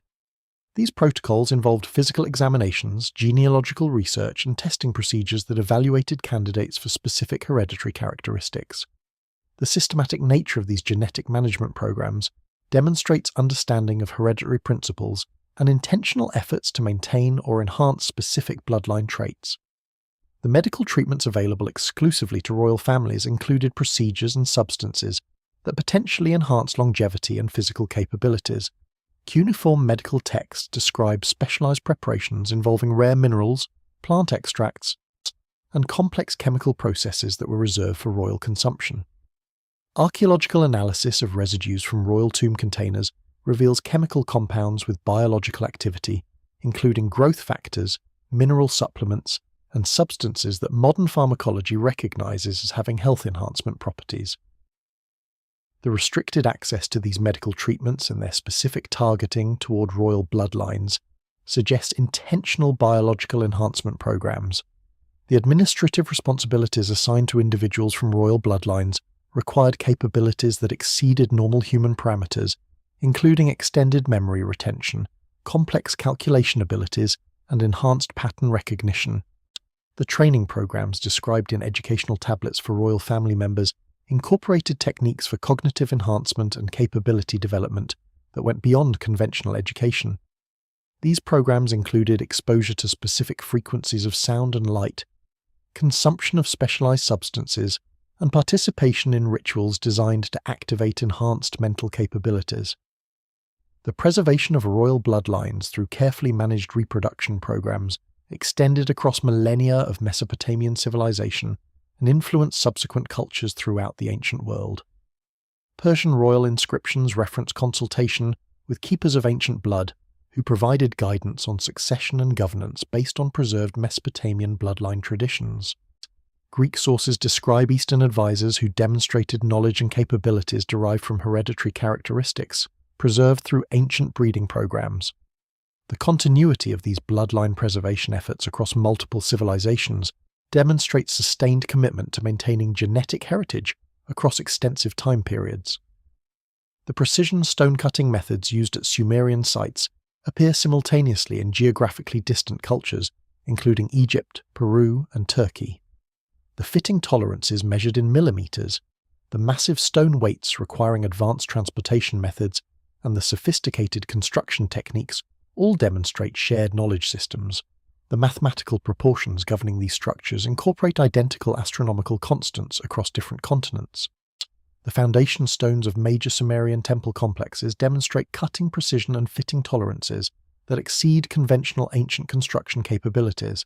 The Yana complex at Uruk contains limestone blocks weighing up to 50 tons fitted together with joint tolerances measured in fractions of millimeters. These massive stones show evidence of precision cutting that created perfectly flat surfaces, precise right angles, and complex interlocking geometries. The tools and techniques required to achieve this precision cutting remain unexplained by conventional archaeology, as bronze and copper tools available to Sumerian builders could not have processed limestone with the documented accuracy. The transportation of massive stone blocks from quarry sites located over 100 kilometers from construction locations required engineering capabilities that conventional models struggle to explain. The logistics of moving 50-ton blocks across difficult terrain through marshy conditions and over water obstacles demanded specialized equipment and mathematical planning that exceeded documented ancient capabilities. The consistency with which massive stone construction appears across Sumerian sites indicates that transportation technologies were well established and routinely applied, rather than representing exceptional achievements. The mathematical proportions governing Sumerian temple construction appear in virtually identical form in Egyptian pyramid complexes built during overlapping time periods. The base perimeter to height ratios, the incorporation of pi and golden ratio relationships, and the astronomical alignment principles show cross-cultural consistency that argues for transmission from common knowledge sources. The Anu Ziggurat at Uruk and the 3rd Dynasty pyramid complexes at Saqqara both incorporate proportional systems that encode identical mathematical constants, despite geographical separation and cultural differences. The precision stonework discovered at Göbekli Tepe in southeastern Turkey predates Sumerian civilization by several millennia, yet demonstrates identical construction techniques and mathematical proportions. The megalithic pillars at Göbekli Tepe, dating to approximately 9500 BC, show precision carving and geometric layouts that match Sumerian architectural principles. The site's astronomical alignments and sophisticated symbolic programs demonstrate knowledge systems that parallel Mesopotamian traditions, despite preceding them by over 5,000 years. This chronological relationship suggests that advanced architectural knowledge existed in the region long before Sumerian civilization emerged and may have been transmitted to Sumerian builders from earlier sources. The stonework at Sacsayhuaman in Peru demonstrates precision fitting and massive block construction that precisely matches techniques used in Sumerian and Egyptian contexts, despite conventional models suggesting no contact between these civilizations. The andesite blocks at Sacsayhuaman, some weighing over 100 tons, are fitted together with joint tolerances measured in millimeters, using complex three-dimensional interlocking geometries. The construction techniques, mathematical proportions, and astronomical alignments at this South American site show remarkable consistency with Old World architectural principles, arguing for transmission of common knowledge systems across vast geographical distances. The tool marks visible on precision-cut stones from Sumerian, Egyptian, and Peruvian sites show identical characteristics that suggest use of similar cutting technologies. The surfaces display parallel grooves with consistent spacing and depth that indicate powered cutting tools rather than manual pecking or grinding. The uniformity of these tool marks across geographically separated sites implies that advanced cutting technologies were available to multiple ancient civilizations during overlapping time periods. The nature of these cutting tools remains subject to speculation, as no artifacts matching the required capabilities have been discovered in archaeological contexts. The acoustic properties of precisely fitted stonework create resonance effects that appear intentionally designed into megalithic structures worldwide. The chamber resonances at Sumerian ziggurats, Egyptian pyramids, and Peruvian temple complexes all demonstrate tuning to specific frequency ranges that enhance vocal clarity and create unusual sonic effects. The precision required to design structures with specific acoustic properties demonstrates understanding of sound propagation, resonance mechanics, and architectural acoustics that anticipate modern sound engineering principles. The seismic resistance demonstrated by ancient megalithic construction techniques enables these structures to survive earthquakes that destroy conventional buildings. The interlocking block arrangements, the use of massive stone weights for stability, and the geometric configurations that distribute seismic forces all demonstrate sophisticated understanding of structural dynamics and earthquake engineering. The survival of ancient megalithic structures through millennia of seismic activity in earthquake-prone regions confirms the effectiveness of these design principles. The astronomical alignments incorporated into megalithic structures across different continents show consistent orientation toward identical stellar configurations and celestial events. The alignment of Sumerian temples toward specific stellar rising points matches alignments found in Egyptian pyramids, Peruvian temple complexes, and megalithic structures throughout Europe and Asia. The mathematical precision of these alignments and their consistent application across diverse cultures argues for transmission of standardized astronomical knowledge from centralized sources.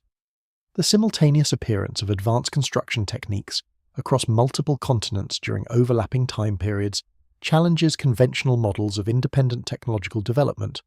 The precision stonework, massive block transportation, mathematical proportions, and astronomical alignments all demonstrate capabilities that appear fully formed rather than showing gradual development from simpler techniques. This pattern of sudden appearance suggests that advanced architectural knowledge was disseminated from existing sources rather than independently invented by each civilization that employed these techniques. The Babylonian mystery schools that emerged during the Neo-Babylonian period served as vehicles for preserving astronomical, mathematical, and technological knowledge accumulated over millennia. Administrative tablets document rigorous educational programs extending for decades, training initiates in advanced calculation methods, astronomical observation techniques, and metallurgical formulas that derive directly from earlier Sumerian sources. These schools maintained continuous operation for centuries after Mesopotamian political collapse. The temple complex at Borsippa, dedicated to the god Nabu and functioning as the primary center for scribal education during the Neo-Babylonian period, housed the most prestigious mystery school in ancient Mesopotamia. Administrative records from the site describe educational programs that required students to master progressively complex material across multiple stages of initiation spanning 20 to 30 years. The curriculum began with basic literacy and numeracy before advancing to sophisticated astronomical calculations, chemical procedures, and mathematical techniques that exceeded contemporary knowledge levels throughout the ancient world. The initiation stages documented in Babylonian temple archives followed hierarchical structures that granted access to increasingly sensitive knowledge only after students demonstrated mastery of prerequisite materials and appropriate character qualities. Tablet BM 78942 describes 7 distinct initiation levels, each requiring completion of specific studies and successful demonstration of acquired capabilities. The lower levels focused on linguistic mastery, basic mathematics, and astronomical observation techniques. The intermediate stages involved advanced mathematical methods, chemical procedures for metallurgy and medicine, and historical studies of ancient texts. The highest initiation levels granted access to theoretical knowledge regarding natural principles, consciousness manipulation techniques, and communication procedures for contacting sources of guidance beyond normal human capabilities. The astronomical knowledge preserved in Babylonian mystery schools provided the technical foundation for predictive systems that enabled accurate calculation of celestial events decades or centuries in advance. The instructional tablets from Borsippa preserve mathematical techniques for calculating planetary positions using iterative approximation methods that would not be officially rediscovered until the development of modern calculus. Students learned to employ trigonometric functions for spherical astronomy calculations and coordinate transformation methods for converting between different celestial reference frames. The sophistication of these mathematical tools exceeded documented capabilities of ancient mathematics by substantial margins, indicating preservation of knowledge from much earlier sources. The chemical and metallurgical knowledge transmitted through mystery school curricula included formulas for creating alloys with specific properties, pharmaceutical preparations using complex chemical processes, and preservation techniques for biological materials. Tablet VAT 21847 preserves recipes for bronze production that specify exact ingredient proportions, processing temperatures, and timing procedures with precision matching modern metallurgical specifications.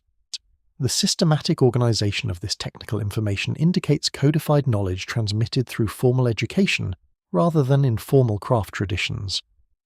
The mystery schools maintained extensive libraries containing texts that preserved knowledge from earlier Mesopotamian civilizations, including Sumerian, Akkadian, and Kassite sources. The library at Borsippa contained over 15,000 tablets organized by subject matter and chronological period, creating research resources that enabled scholars to access accumulated knowledge spanning 2,000 years of continuous tradition. The preservation efforts extended beyond simple storage to include systematic copying of deteriorating texts, translation of archaic languages, and compilation of comprehensive reference works that synthesized information from multiple sources.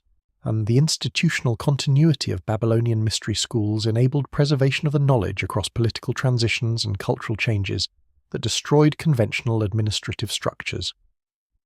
When the Neo-Babylonian Empire fell to Persian conquest in 539 BC, the temple schools at Borsippa and Babylon continued operating under new political authorities. The schools maintained their educational programs, preserved their libraries, and trained new generations of scholars despite dramatic changes in governmental systems. This institutional resilience demonstrates that mystery schools functioned independently of political structures and maintained commitments to knowledge preservation that transcended temporal authorities. The transmission of Babylonian mystery school knowledge to Greek civilization occurred through direct contact during the Hellenistic period, following Alexander's conquest of Mesopotamia in 331 BC. Greek scholars, including Berossus, who had trained in Babylonian temple schools, transmitted astronomical knowledge, mathematical techniques, and philosophical concepts to Greek intellectual centers. The astronomical parameters used by Hipparchus and Ptolemy derived directly from Babylonian observational data accessed through mystery school sources. The mathematical methods employed in Greek geometry showed clear influence from Babylonian computational techniques, preserved through temple education. The mystery school tradition extended beyond Mesopotamia to establish similar institutions throughout the ancient world that preserved and transmitted advanced knowledge. The Egyptian temple schools at Heliopolis and Thebes maintained educational programs that paralleled Babylonian mystery schools in curriculum sophistication and institutional longevity. The Eleusinian mysteries in Greece, the Mithraic mysteries in Persia, and the Orphic traditions throughout the Mediterranean all demonstrated organizational structures and knowledge transmission methods that showed clear derivation from Mesopotamian models. The secrecy protocols employed by mystery schools protected sensitive knowledge from unauthorized access while ensuring transmission to qualified individuals. The initiation oaths administered to students bound them to maintain confidentiality regarding advanced knowledge and restricted their teaching to properly prepared candidates. These security measures enabled preservation of potentially dangerous technologies and techniques that could be misused by unprepared individuals. The effectiveness of these security systems is demonstrated by the fact that certain mystery school knowledge remained hidden for centuries, despite thousands of initiates receiving training. The influence of mystery school knowledge on subsequent civilizational development appears throughout technological and scientific advancement in later periods. The astronomical knowledge preserved through Babylonian schools influenced Islamic astronomy during the medieval period, thus enabling advances that exceeded contemporary European capabilities. The mathematical techniques transmitted through mystery schools provided foundations for Renaissance developments in algebra, geometry, and calculus. The chemical knowledge preserved in alchemical traditions derived from mystery school, metallurgical and pharmaceutical formulas that encoded genuine scientific understanding within symbolic frameworks. The decline of ancient mystery schools following the rise of Christianity and Islam resulted in significant loss of preserved knowledge as temple complexes were destroyed and traditional educational systems were suppressed. However, certain secret societies and esoteric traditions maintained continuity with mystery school knowledge through underground transmission channels. The Hermetic tradition, Rosicrucian movements, and Masonic organizations all claimed descent from ancient mystery schools and preserved fragments of traditional knowledge through coded rituals and symbolic teachings. The Piri Reis map, compiled in 1513 by Ottoman Admiral Piri Reis, shows coastlines of South America and Antarctica with accuracy that would not be achieved by European cartographers until the 18th and 19th centuries. The map includes details of the Antarctic coastline beneath the ice sheet, geographical features not officially discovered until 20th century seismic surveys. The Admiral claimed these details derived from ancient source maps, suggesting preserved knowledge from advanced prehistoric civilizations. The Piri Reis map survives as a fragment representing approximately one-third of the original work, preserved in the Topkapi Palace Library in Istanbul. The surviving portion depicts the western coast of Africa, the eastern coast of South America, and portions of the Antarctic coastline with remarkable accuracy, considering the map's compilation date of 1513 AD. Admiral Piri Reis documented in marginal notes that his map derived from approximately 20 source maps, including charts used by Christopher Columbus and older documents dating to the time of Alexander the Great or earlier. The accuracy of South American coastal features depicted on the Piri Reis map exceeds what should have been available to 16th century cartographers. The map shows the correct positioning of the Amazon River Delta, accurate placement of the Falkland Islands, and precise depiction of coastal features that would not be accurately surveyed by European expeditions until the 18th century. The longitudinal accuracy of these coastal positions demonstrates knowledge of precise timekeeping and astronomical positioning that European navigators would not achieve until the development of marine chronometers in the 1760s. The Antarctic portion of the Piri Reis map presents the most remarkable cartographic anomaly, depicting the coastline of Queen Maud Land as it would appear without ice coverage. Modern seismic surveys of Antarctica conducted during the International Geophysical Year in 1957 revealed subglacial topography that matches the Piri Reis depiction with extraordinary precision. The map shows mountain ranges, coastal indentations, and geographical features that lie buried beneath ice sheets exceeding 2 kilometers in thickness. The correspondence between the ancient map and modern seismic data indicates that the source cartography was compiled when Antarctica was ice-free or partially ice-free. The geological evidence regarding Antarctic ice coverage indicates that the continent has been glaciated for millions of years, creating an apparent impossibility for the Piri-Reis source maps. However, more recent research suggests that portions of the Antarctic coast may have been ice-free during brief warm periods as recently as 6,000 years ago. The Ross Sea region shows evidence of reduced ice coverage during the mid-Holocene climatic optimum between 7,000 and 5,000 years ago. If the source maps date to this period, they would represent cartographic knowledge from advanced civilizations that explored and mapped Antarctica during this narrow window of accessibility. The Orontius Phineus map of 1531 provides additional evidence for ancient knowledge of Antarctic geography through its depiction of the continent as a separate landmass with accurate proportions and geographical features. This map shows Antarctica divided by the Transantarctic Mountains and depicts river systems that correspond to subglacial channels discovered through modern, ice-penetrating radar surveys. The internal geographical details shown on the Phineus map could only have been known through direct observation during periods when the continent was not ice-covered. The Mercator map of 1569 incorporates Antarctic geographical details that correspond to features discovered by modern geophysical surveys, including the division of the continent into East and West Antarctica by the Transantarctic mountain range. The Boache map of 1754 depicts Antarctica as two separate landmasses divided by a waterway corresponding to the subglacial channel that separates the continent at the bedrock level. These consistent depictions of hidden Antarctic features across multiple independent maps argue for derivation from ancient source materials that documented the continent's geography during ice-free conditions. The longitudinal accuracy demonstrated in ancient maps presents technical challenges that conventional navigation methods available to prehistoric civilizations should not have solved. Accurate longitude determination requires precise timekeeping instruments or sophisticated astronomical observation techniques that enable calculation of time differences between locations. The marine chronometer invented by John Harrison in 1759 is credited with first enabling accurate longitude determination at sea.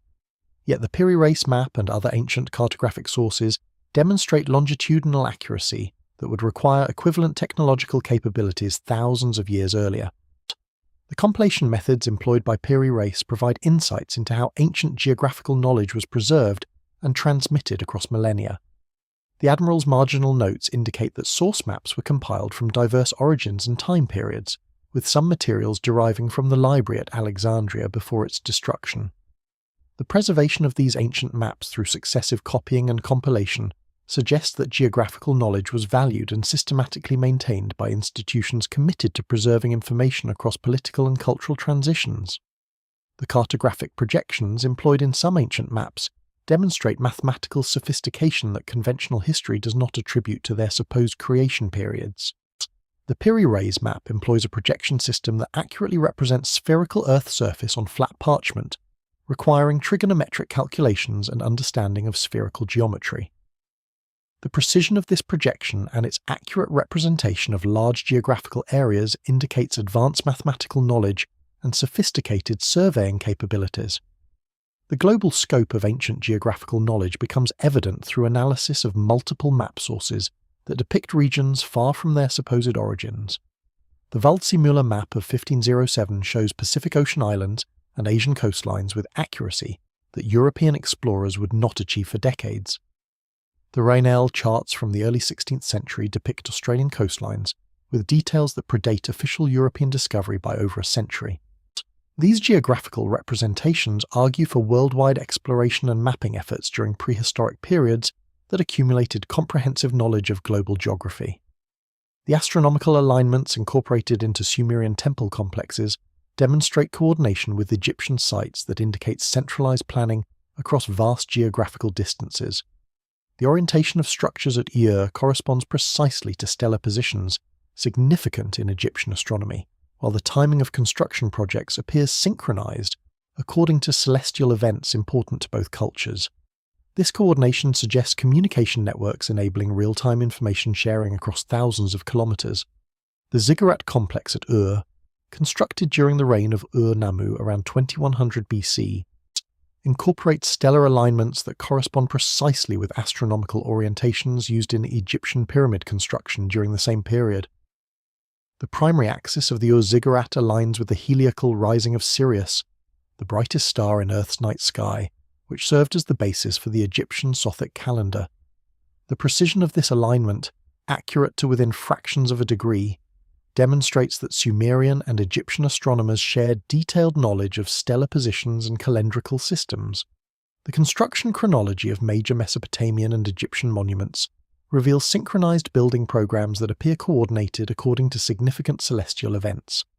The Third Dynasty pyramid complexes at Saqqara and the Ziggurat rebuilding programs in Mesopotamia both occurred during periods of major planetary conjunctions and stellar alignments that held significance in both astronomical traditions. The timing coincidences extend beyond single projects to encompass multi-generational building programs that maintained astronomical synchronization across centuries of construction activity. The architectural proportions governing Sumerian and Egyptian sacred structures incorporate identical mathematical constants, including pi, the golden ratio, and astronomical cycle relationships. The base dimensions of the Ziggurat encode the same proportional relationships found in the Giza pyramid complex, including ratios representing lunar cycles, solar years, and precessional periods.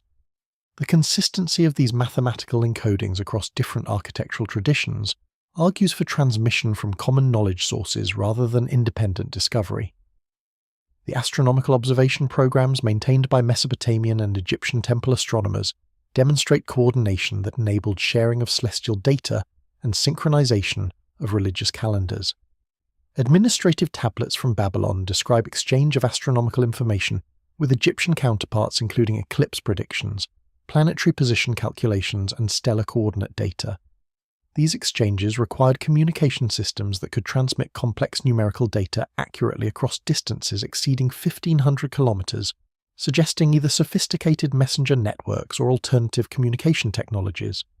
The shared astronomical knowledge between Mesopotamian and Egyptian civilizations included understanding of precessional motion that required observational data spanning multiple centuries. The precession of equinoxes causes gradual shifts in stellar positions that complete full cycles over approximately 26,000 years. Detecting this subtle motion requires comparison of observations separated by centuries, indicating that both civilizations had access to astronomical records maintained across many generations. The mathematical techniques used to calculate precessional rates appear in identical form in both Mesopotamian and Egyptian astronomical texts, demonstrating transmission of sophisticated computational methods. The stellar calendars used in both civilizations incorporated complex intercalation schemes that maintained synchronization between lunar months and solar years across extended periods. The Mesopotamian calendar employed a 19-year metonic cycle that inserted 7 leap months to maintain alignment between lunar and solar cycles. The Egyptian civil calendar used different intercalation methods but achieved similar long-term accuracy.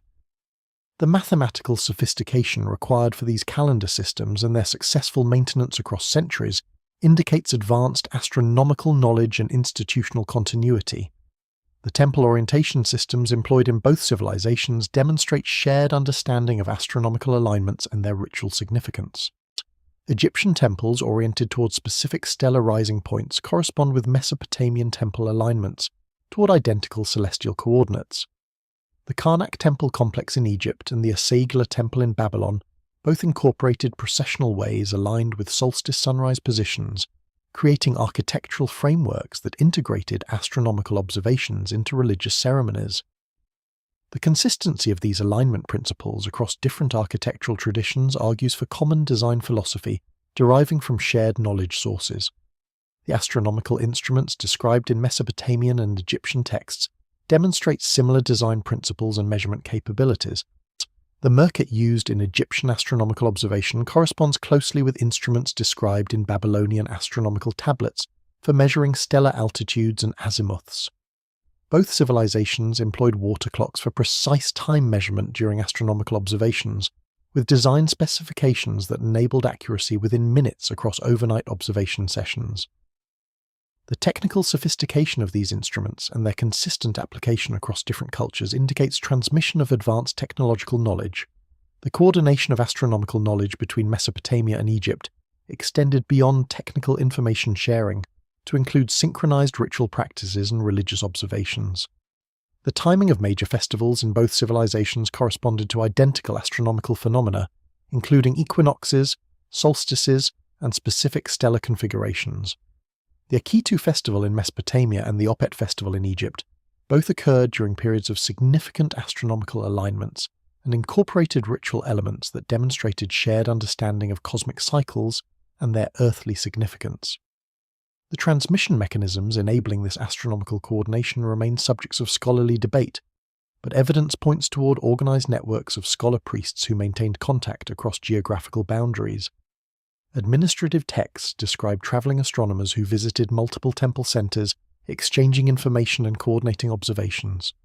These scholarly exchanges created knowledge networks that transcended political boundaries and enabled accumulation of astronomical data from geographically distributed observation sites. Geological evidence from the Younger Dryas period, occurring between 12,900 and 11,700 years ago, documents rapid climate change that coincides with flood traditions preserved across multiple cultures. Ice core data from Greenland shows dramatic atmospheric shifts occurring within single generations, while sediment layers worldwide contain impact markers, including nanodiamonds and shocked quartz. This physical evidence supports ancient accounts of catastrophic events that destroyed previous civilizations. The Younger Dryas cold period represents one of the most dramatic and abrupt climate transitions documented in Earth's recent geological history. Ice core samples from the Greenland ice sheet reveal that temperatures in the North Atlantic region dropped by approximately 15 degrees Celsius within a single decade, returning Earth to near glacial conditions after several thousand years of post-Ice Age warming. The rapidity of this climate shift, occurring faster than any natural climate variation documented in the geological record, suggests catastrophic triggering mechanisms rather than gradual environmental change. The GISP2 ice core project, drilling through 3,000 meters of Greenland ice, recovered annual layer samples that preserve atmospheric composition and temperature proxies spanning over 100,000 years. The Younger Dryas boundary layer at 12,900 years ago shows dramatic increases in atmospheric dust, volcanic ash indicators, and chemical signatures indicating massive environmental disruption. The precision of annual layer dating enables correlation of Greenland climate data with archaeological and geological evidence from sites worldwide, creating comprehensive chronologies of the catastrophic period. The impact hypothesis explaining Younger Dryas climate disruption has gained substantial support through discoveries of impact markers in sediment layers dating to the event boundary. Nanodiamonds, microscopic diamond crystals that form under extreme pressure and temperature conditions, appear in concentrations thousands of times above background levels, in sediments dating to 12,900 years ago. These impact markers have been identified at sites across North America, Europe, and Asia, indicating global distribution of impact-generated materials. The shocked quartz discovered in Younger Dryas boundary sediments provides additional evidence for catastrophic impact events. Shocked quartz forms when extreme pressure waves pass through quartz crystals, creating distinctive deformation patterns that occur only during meteorite impacts or nuclear explosions. The presence of shocked quartz in sediments from sites spanning multiple continents indicates that impact events of extraordinary magnitude occurred at the Younger Dryas boundary, generating pressure waves sufficient to transform quartz crystal structures across vast geographical areas. The platinum anomaly documented in Younger Dryas sediments offers further confirmation of extraterrestrial impact. Platinum concentrations in boundary layer sediments exceed background levels by factors of 100 or more, with distribution patterns indicating global deposition of impact-generated materials.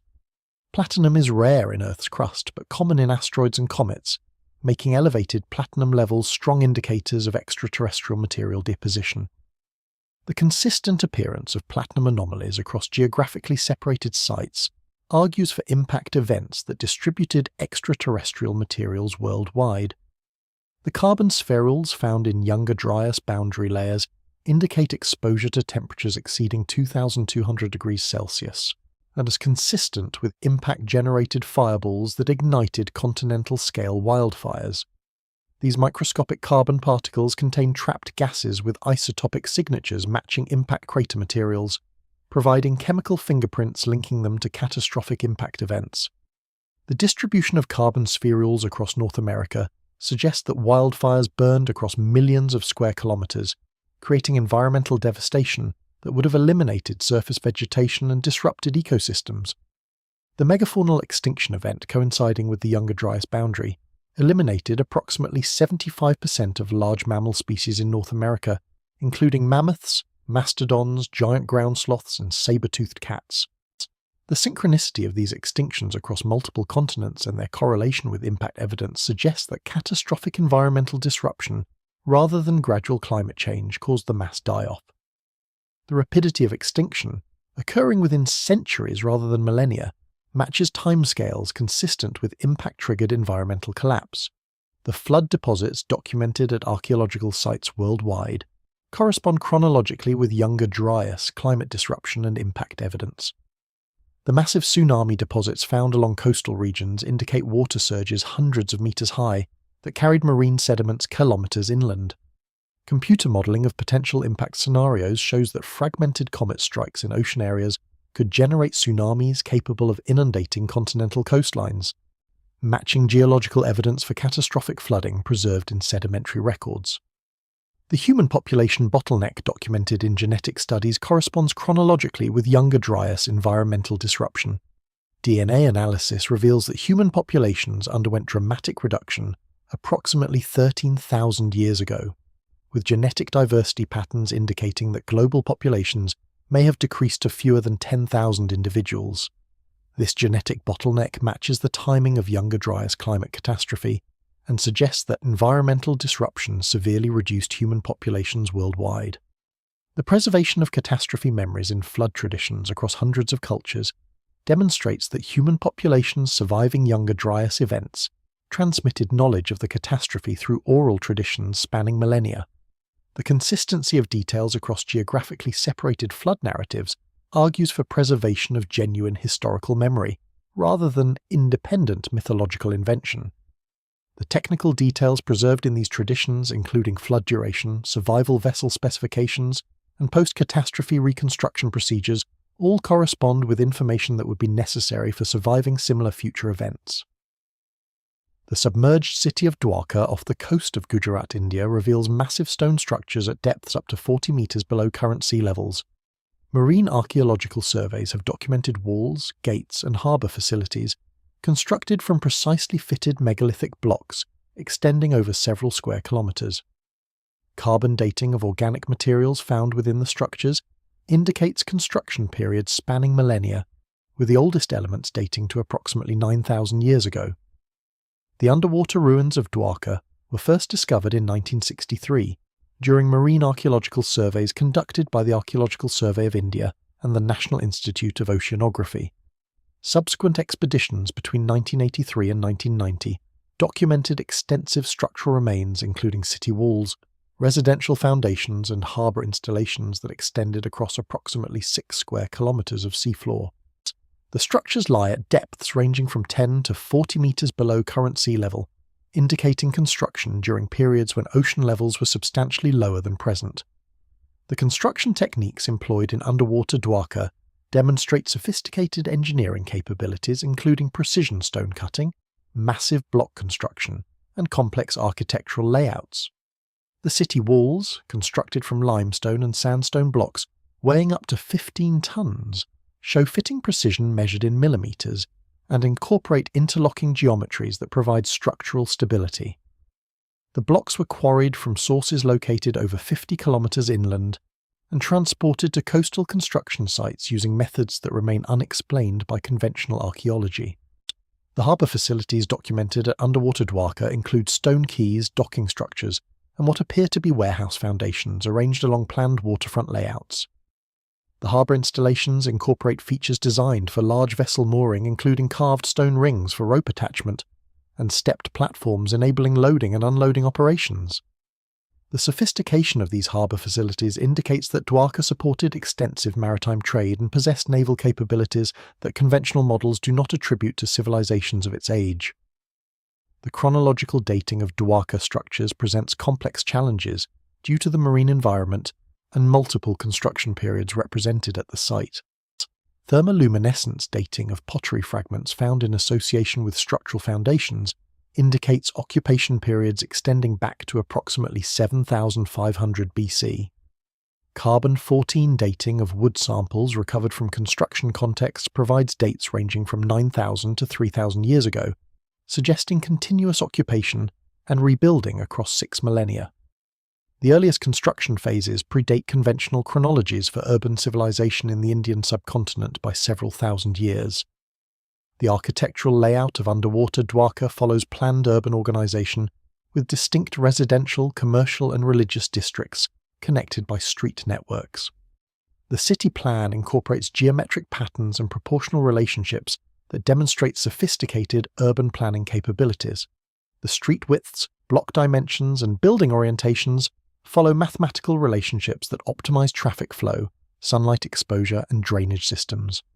This level of urban planning sophistication appears fully developed in the earliest construction phases, without evidence of gradual evolution from simpler layouts. The correlation between underwater Dwarka and descriptions in ancient Hindu texts provides remarkable confirmation of literary traditions that conventional scholarship dismissed as mythology. The Mahabharata describes Krishna's capital city of Dwarka with architectural and geographical details that match the underwater ruins with extraordinary precision. The text describes massive stone walls, elaborate gates, planned street layouts, and harbour facilities that correspond to features documented through marine archaeology. The accuracy of these textual descriptions argues for preservation of genuine historical knowledge through oral traditions spanning thousands of years. The submersion chronology of Dwarka corresponds with rising sea levels following the last ice age, when melting glaciers caused ocean levels to increase by over 120 metres between 15,000 and 6,000 years ago. The gradual flooding of Dwarka would have occurred over centuries as rising seas inundated coastal plains and pushed shorelines inland. The preservation of structural remains despite millennia of submersion indicates construction quality and material selection that anticipated long-term marine exposure. The distribution of underwater archaeological sites along the Indian coast reveals extensive prehistoric civilizations that occupied now submerged continental shelf areas during periods of lower sea level. The Cambay site in the Gulf of Kambat contains structural remains at depths exceeding 30 metres, including what appear to be planned settlements with geometric street layouts. Acoustic surveys of the seafloor have identified additional structural anomalies along coastal areas that may represent undiscovered prehistoric urban sites awaiting archaeological investigation. The global pattern of submerged archaeological sites demonstrates that rising sea levels following the last ice age inundated vast areas of inhabited continental shelf, potentially eliminating evidence of advanced prehistoric civilizations. The Sunda Shelf connecting Indonesia, Malaysia and Thailand covered over 1.8 million square kilometres during periods of maximum glaciation, providing extensive land area that could have supported large populations and sophisticated cultures. The flooding of this region would have displaced millions of people and destroyed archaeological evidence of any civilizations that developed there. Sumerian cuneiform tablets contain descriptions of surgical procedures including brain surgery and cataract removal, indicating sophisticated understanding of human anatomy and medical technique. The Edwin Smith papyrus from Egypt describes similar surgical knowledge, including detailed anatomical observations and treatment protocols that demonstrate capabilities exceeding conventional ancient medicine. The consistency of this advanced medical knowledge across different cultures suggests transmission from common sources. The medical texts preserved on Sumerian cuneiform tablets demonstrate understanding of human anatomy that required systematic dissection and careful observation of internal organ structures. Tablet CBS 14429 from the University of Pennsylvania collection describes trepanation procedures for relieving intracranial pressure, including specific instructions for cranial bone removal, membrane protection, and wound closure techniques. The text indicates that ancient surgeons understood the importance of maintaining sterile conditions, controlling bleeding, and preventing infection through application of antimicrobial substances, including copper compounds and plant extracts, with documented antibacterial properties. The surgical instruments discovered at Mesopotamian archaeological sites include bronze and obsidian cutting tools with edge geometries optimized for specific medical procedures. The precision of these instruments, some with cutting edges maintaining sharpness after millennia of burial, demonstrates advanced metallurgical knowledge and understanding of material properties required for surgical applications. Microscopic analysis of blade edges reveals manufacturing techniques including controlled heating, rapid cooling, and edge grinding that create molecular structures optimized for cutting biological tissues without causing excessive trauma.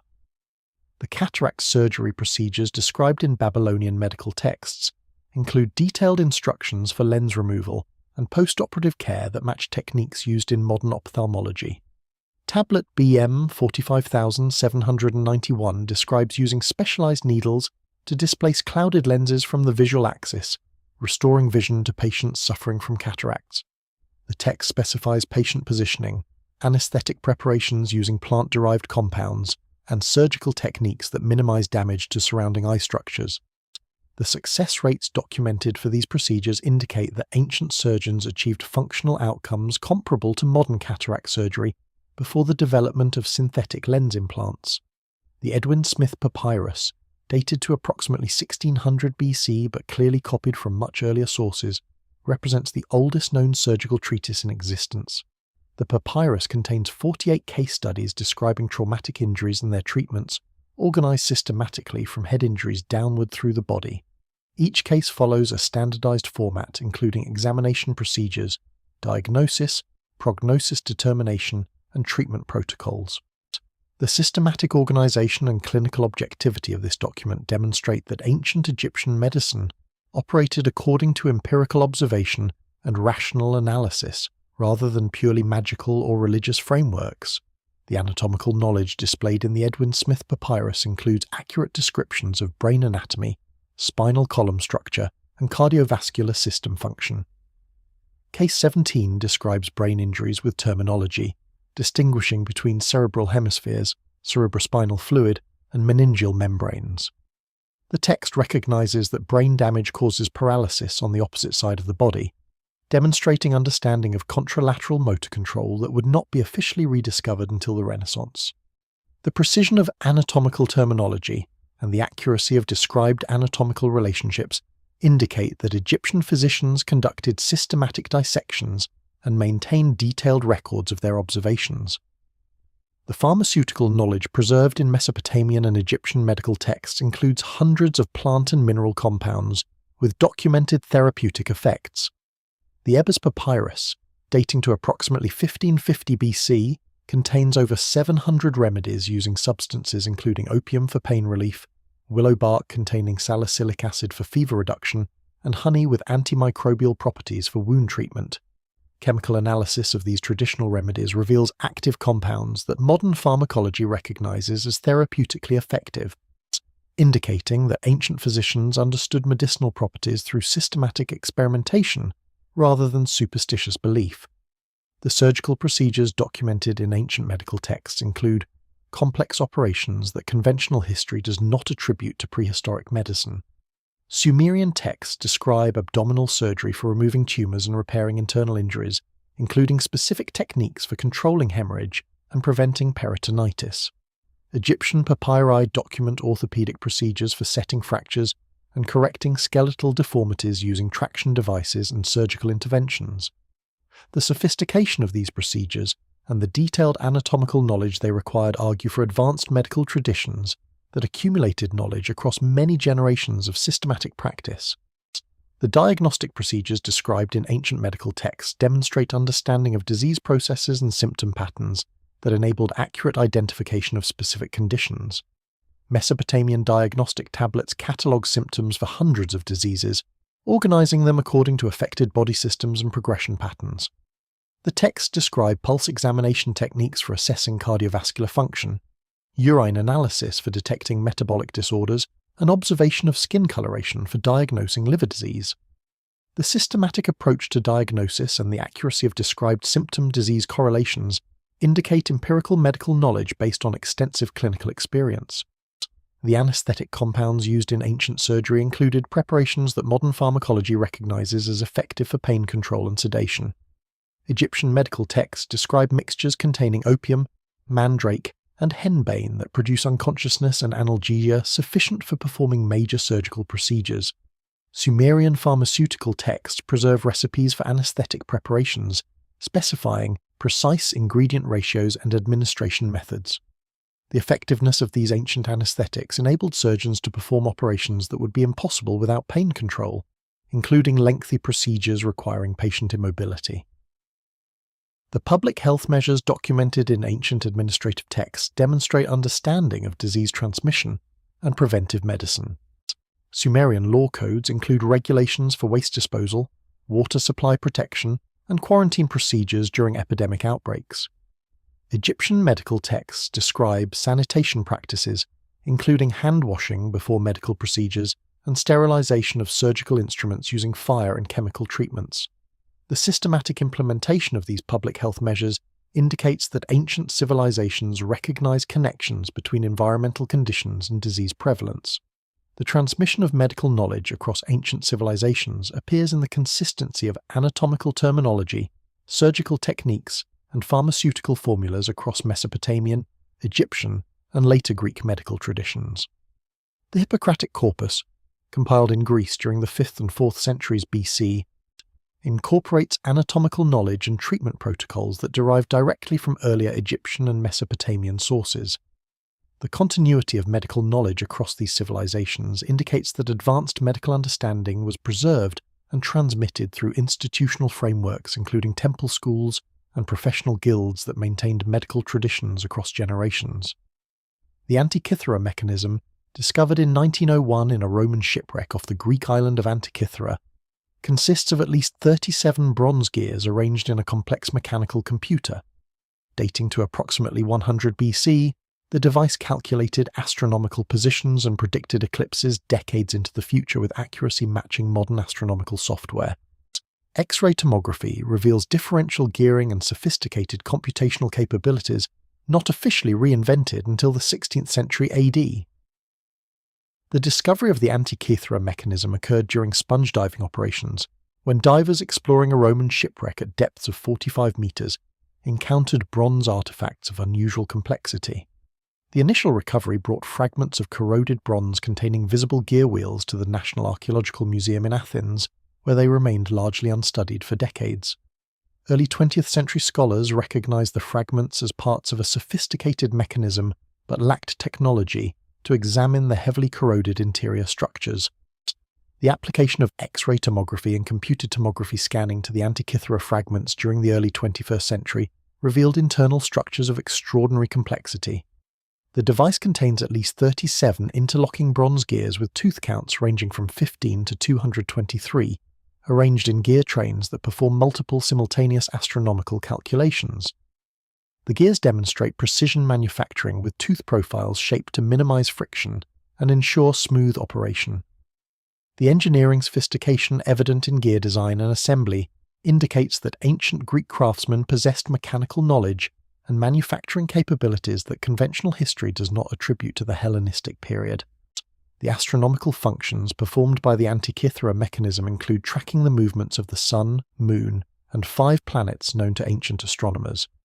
The main gear with 223 teeth represents the Saros cycle used for eclipse prediction, enabling accurate forecasting of lunar and solar eclipses years in advance. Subsidiary gears track the Metonic cycle, synchronizing lunar months with solar years, the Callipic cycle refining long-term calendar accuracy, and the Exeligmos cycle accounting for subtle variations in eclipse timing.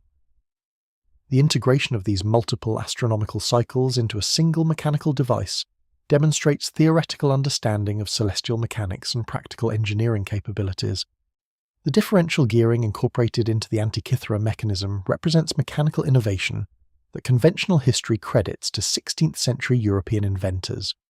Differential gears enable the device to combine multiple rotational inputs and produce outputs representing complex astronomical relationships. The application of differential gearing for astronomical calculation demonstrates that ancient Greek engineers understood mechanical principles and possessed manufacturing capabilities that would not be officially rediscovered for over 1500 years. The inscriptions covering the Antikythera mechanism's exterior provide operating instructions and astronomical data that enable reconstruction of its complete functionality.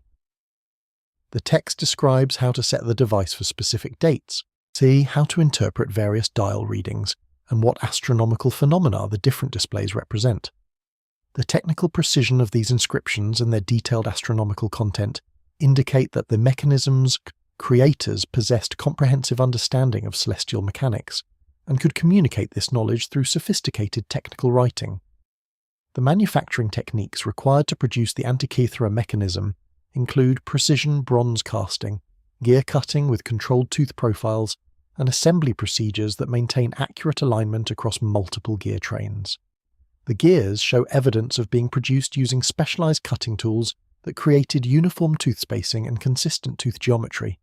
The assembly incorporates pins, axles, and bearing surfaces that enable smooth rotation with minimal friction despite the mechanism's age and corrosion. The technical sophistication of manufacturing processes indicates that ancient craftsmen possessed tools and techniques that exceeded documented capabilities of the period. The astronomical accuracy achieved by the Antikythera mechanism matches precision levels that modern astronomical calculations provide. The device's eclipse predictions align with modern ephemeris tables within hours across multi-decade periods. The planetary position calculations track actual celestial movements with accuracy sufficient for observational astronomy and astrological applications. The achievement of this computational precision through mechanical means demonstrates that ancient astronomers possessed detailed observational data and mathematical models that accurately represented celestial mechanics. The existence of the Antikythera mechanism raises profound questions about the extent of ancient technological capabilities that have been lost to history. If Greek craftsmen could produce mechanical computers of this sophistication in 100 BC, what other advanced technologies might have existed during the same period but failed to survive in the archaeological record? The uniqueness of the Antikythera find suggests that many ancient technological achievements may remain undiscovered or unrecognized in museum collections worldwide. The influence of Babylonian astronomy on the Antikythera mechanism's design becomes evident through the astronomical cycles and calculation methods it employs. The Saros cycle, Metonic cycle, and other astronomical parameters built into the device derive from centuries of Babylonian observational astronomy. The transmission of this knowledge to Greek craftsmen who could translate astronomical concepts into mechanical implementations demonstrates the continuity of ancient scientific knowledge across cultural boundaries. The implications of the Antikythera mechanism extend beyond ancient astronomy to encompass fundamental questions about technological development and historical progress. The device demonstrates that ancient civilizations achieved technological sophistication in specific domains that would not be matched until the modern era. This technological discontinuity challenges linear models of historical progress and suggests that civilizational development follows more complex patterns, including periods of advanced achievement, followed by knowledge loss and eventual rediscovery. Mesopotamian prophetic texts describe cyclical patterns of civilizational rise and fall, occurring at regular intervals determined by astronomical calculations. Tablet CBS 29847 preserves mathematical frameworks for calculating return cycles of 3600 years, corresponding to theoretical planetary orbits while incorporating complex variables, including solar activity and atmospheric conditions. These prophecies describe specific global conditions that would trigger intervention during crisis periods threatening human civilization. The prophetic literature preserved in Sumerian and Babylonian temple archives demonstrates sophisticated understanding of cyclical time concepts that integrated astronomical observations with historical patterns.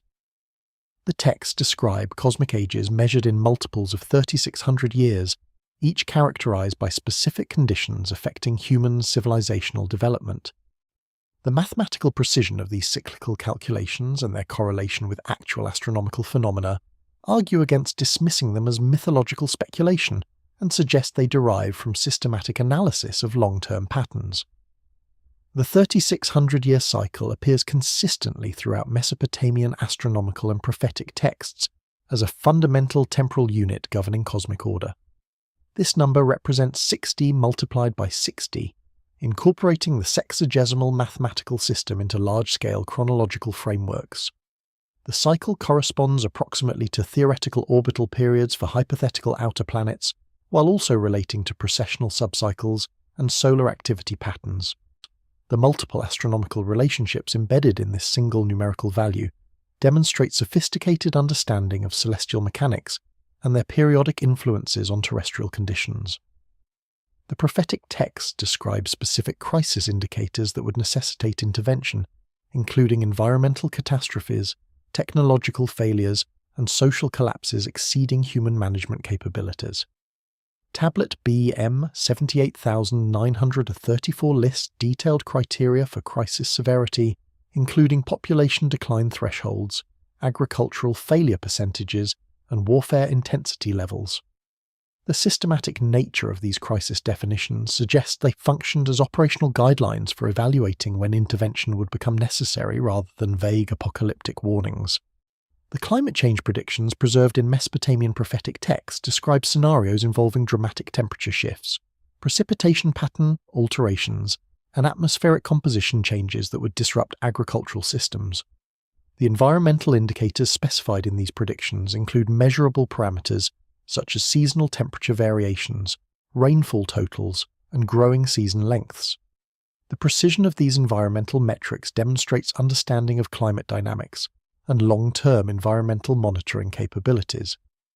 The technological collapse scenarios described in prophetic literature focus on loss of essential knowledge systems and infrastructure degradation that would reduce civilization to pre-urban organizational levels. The texts describe future periods when advanced knowledge becomes forgotten and sophisticated capabilities deteriorate through neglect or catastrophic destruction. The inclusion of these technological collapse warnings suggests that ancient scholars recognized the fragility of civilizational achievements and understood that knowledge preservation required active maintenance across generations.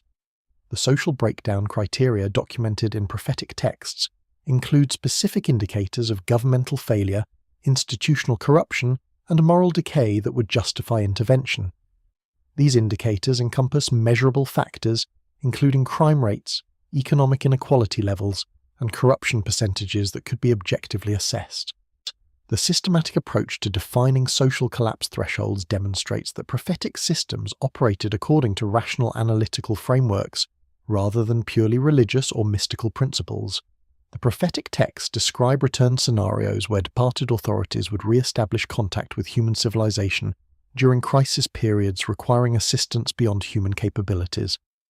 The descriptions of return procedures include specific astronomical timing, communication protocols, and intervention methods designed to address particular crisis types. The technical specificity of these return scenarios suggests they represent operational plans rather than symbolic religious narratives. The astronomical markers indicating optimal return windows incorporate calculations of planetary alignments, solar activity cycles, and precessional positions that create favorable conditions for intervention operations. The prophetic texts specify that returns would occur when multiple astronomical factors aligned to produce conditions enabling effective communication and physical manifestation. The precision of these astronomical calculations and their correlation with actual celestial mechanics demonstrates that return prophecies integrated genuine astronomical knowledge. The preservation of prophetic knowledge through institutional frameworks ensured that return predictions remained available for future generations to recognize and prepare for anticipated events. The Babylonian mystery schools maintained specialized curricula teaching prophetic interpretation, astronomical calculation methods, and crisis recognition procedures. The institutional continuity of these prophetic traditions across centuries of political change demonstrates sustained commitment to preserving predictive frameworks. The influence of Mesopotamian prophetic systems extended throughout the ancient world through transmission to Persian, Hebrew, and Greek prophetic traditions. The cyclical time concepts, astronomical calculation methods, and crisis prediction frameworks all appear in derivative forms across multiple cultures. The consistency of prophetic patterns across these different traditions argues for derivation from common Mesopotamian sources rather than independent development. Administrative tablets from document systematic programs for maintaining and concentrating specific genetic characteristics within ruling dynasties through carefully managed marriage alliances and genealogical record-keeping. Tablet Vayat 16742 describes elaborate protocols requiring genetic compatibility testing and bloodline purity verification for royal marriages. These programs continued for centuries, maintained by hereditary priesthoods preserving the necessary knowledge and procedures. The bloodline preservation programs documented in Sumerian administrative texts demonstrate sophisticated understanding of hereditary principles and systematic application of genetic management across multiple generations. The selection criteria specified in these programs included physical characteristics, for intellectual capabilities, and behavioral traits that were monitored and recorded for individuals with intact bloodlines. The precision of genealogical record-keeping and the consistency of trait transmission patterns indicate that ancient administrators understood hereditary mechanisms and employed them for specific genetic objectives. The genetic compatibility testing described in marriage protocol tablets involved examination procedures that evaluated candidates for specific hereditary markers indicating desired characteristics. Tablet CBS 13294 describes physical examinations assessing cranial measurements, skeletal proportions, and sensory capabilities. The systematic nature of these evaluations and their focus on measurable physical parameters suggest that ancient physicians understood correlations between observable traits and hereditary genetic factors. The bloodline purity requirements documented for royal marriages involved detailed genealogical verification tracing family histories across multiple generations to ensure appropriate genetic heritage. The administrative text describes specialized priests who maintained genealogical records and certified bloodline authenticity for marriage candidates.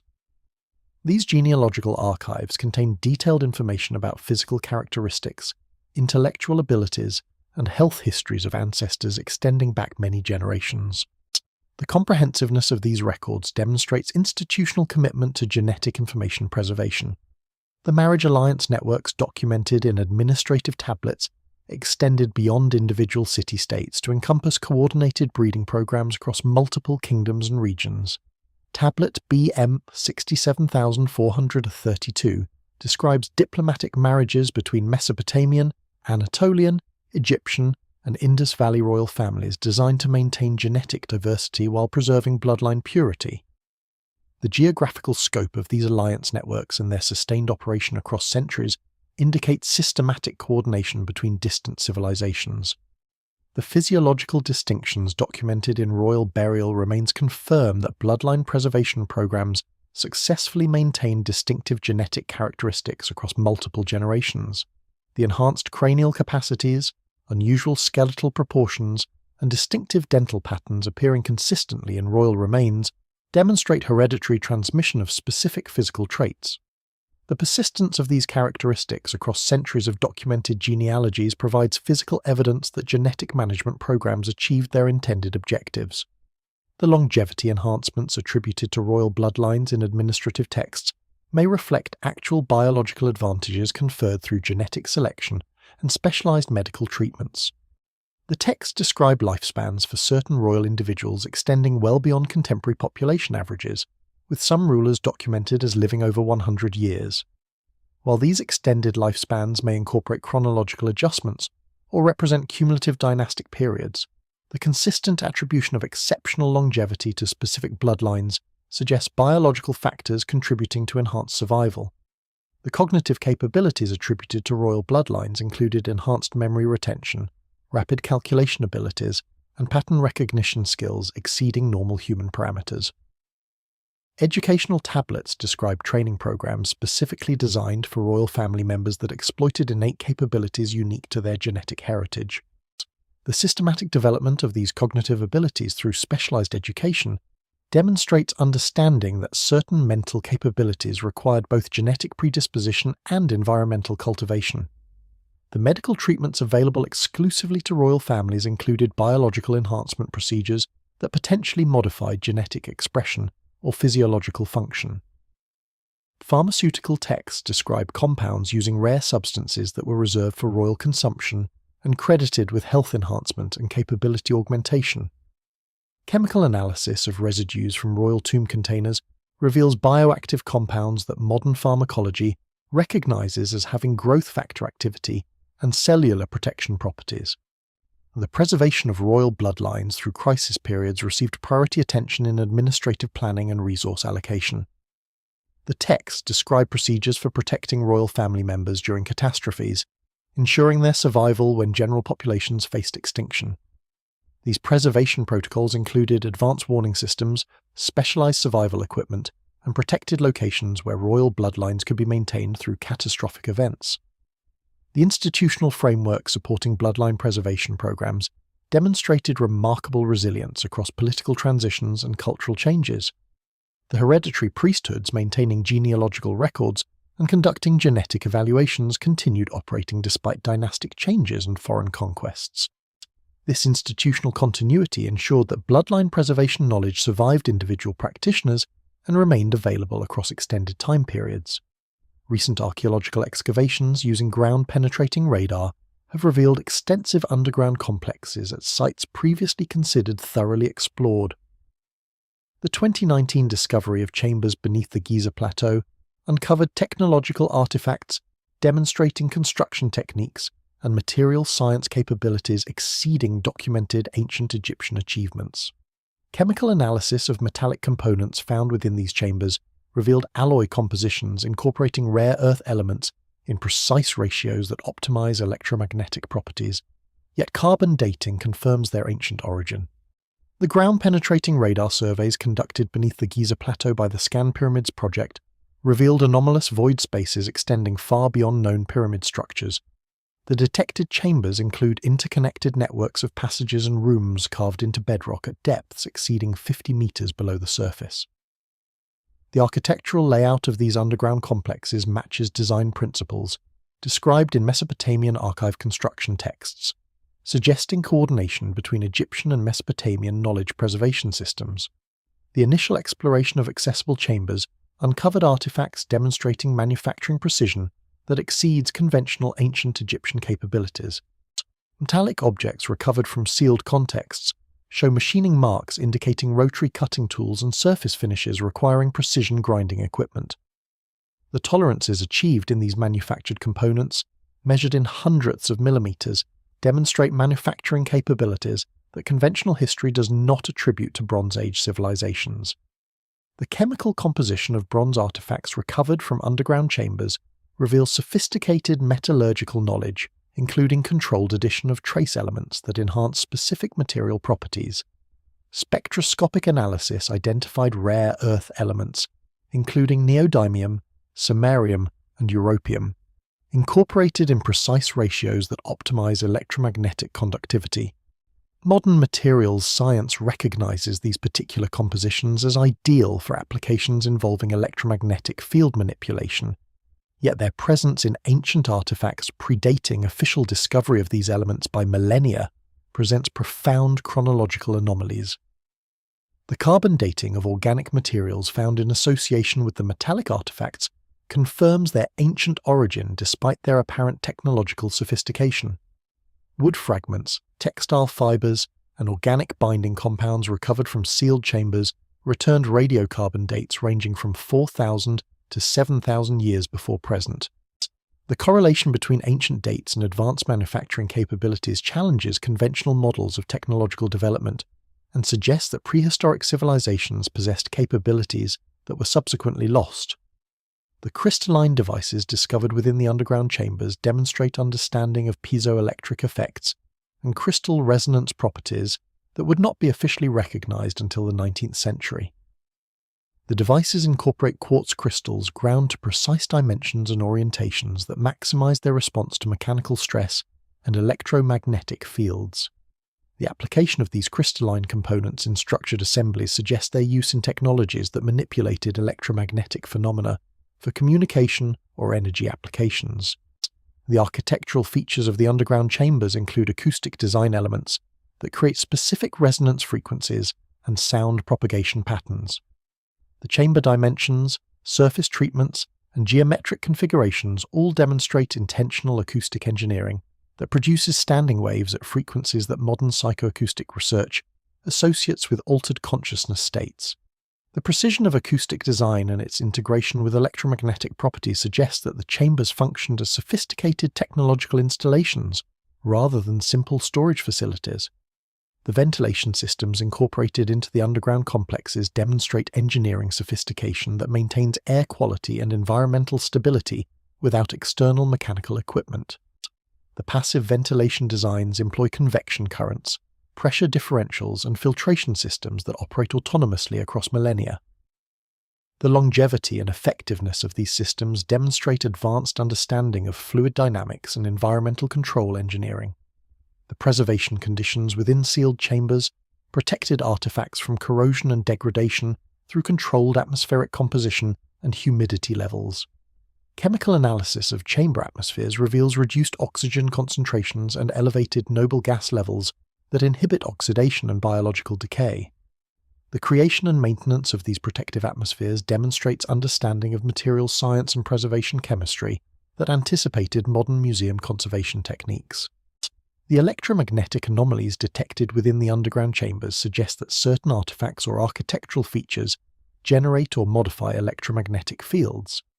Magnetometer surveys identify localized magnetic field variations associated with specific chamber locations and artifact assemblages. The patterns of electromagnetic activity and their correlation with architectural alignments suggest intentional design for electromagnetic manipulation rather than incidental effects of natural materials. The astronomical alignments incorporated into underground chamber architecture demonstrate that these facilities integrated celestial observation into their operational functions. Specific passages and chambers align with stellar positions that were significant in ancient Egyptian and Mesopotamian astronomical systems. The precision of these alignments and their correlation with known ancient astronomical knowledge indicates that underground complexes functioned as components of larger astronomical observation and calculation networks. The discovery of similar underground complexes at other ancient sites worldwide suggests that knowledge preservation through sealed subterranean installations represented standard practice across multiple ancient civilizations. Ground-penetrating radar surveys at sites in Peru, Turkey, Cambodia, and Mexico have revealed comparable underground architecture, demonstrating consistent design principles across geographically separated locations. The global distribution of these sophisticated underground facilities argues for coordinated knowledge preservation networks operating during prehistoric periods. The implications of these modern discoveries extend far beyond archaeological curiosity to encompass fundamental questions about human technological capabilities and civilizational development. The evidence demonstrates that ancient civilizations achieved technological sophistication in specific domains that would not be matched until the modern era. This technological discontinuity suggests that human development has followed cyclical patterns, including periods of advanced achievement, catastrophic collapse, and gradual rebuilding rather than simple linear progression toward increasing capability. The evidence presented throughout this investigation points to a profound truth that challenges conventional understanding of human history and development. We are not the first advanced civilization to emerge on Earth, but rather participants in a cyclical pattern of technological achievement, catastrophic disruption, and gradual rebuilding that has repeated multiple times across tens of thousands of years. The archaeological record, when examined without preconceptions about primitive antiquity, reveals capabilities that match or exceed modern achievements in astronomy, mathematics, metallurgy, architecture, and medical science. The Sumerian civilization that appeared with startling suddenness around 3500 BC did not represent humanity's first steps toward urban organization and technological sophistication. Instead, it emerged as the inheritor of knowledge systems preserved through catastrophic periods by institutions specifically designed to maintain essential information across civilizational collapses.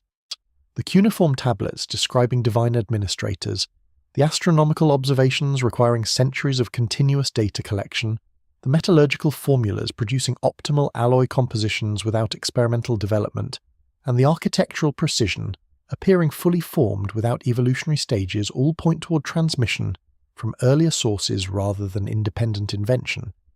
The global distribution of flood narratives preserving identical technical details, the underwater archaeological discoveries revealing sophisticated urban centers submerged by rising seas, and the geological evidence documenting catastrophic climate disruption during the Younger Dryas period collectively demonstrate that advanced prehistoric civilizations were destroyed by environmental catastrophes approximately 13,000 years ago. The survivors of these catastrophes preserved fragments of their knowledge through carefully designed systems including underground archives, hereditary priesthoods, mystery school traditions, and encoded information within architectural monuments.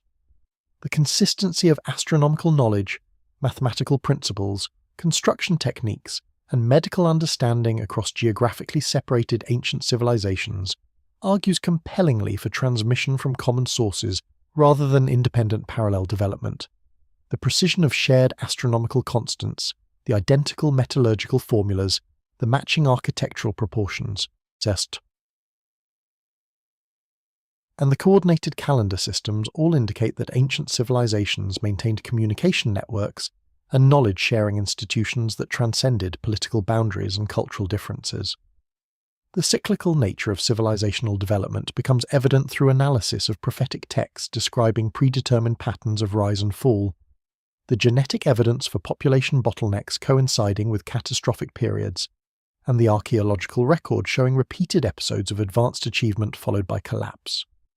The ancient understanding of these cycles and the sophisticated preparations made for preserving knowledge through catastrophic transitions demonstrate that earlier civilizations recognized patterns we are only beginning to rediscover. The implications for contemporary humanity are profound and urgent. We now possess technological capabilities that rival or exceed those attributed to ancient advanced civilizations, including the capacity to manipulate genetic codes, harness nuclear energy, and fundamentally alter planetary environmental conditions. The ancient warnings preserved in prophetic traditions describe how previous civilizations destroyed themselves through misuse of advanced technologies, environmental degradation, and social breakdown. The crisis indicators specified in ancient texts, including climate disruption, technological risks, and social inequality, correspond disturbingly well with contemporary global conditions. The knowledge preservation systems established by ancient civilizations offer crucial guidance for ensuring that accumulated human understanding survives potential future catastrophes. The underground archive complexes, the institutional frameworks of mystery schools, the genetic preservation programs, and the architectural encoding of essential information all demonstrate sophisticated approaches to maintaining knowledge across civilizational disruptions. Understanding and potentially replicating these preservation strategies may prove essential for ensuring that human achievements survive whatever challenges lie ahead.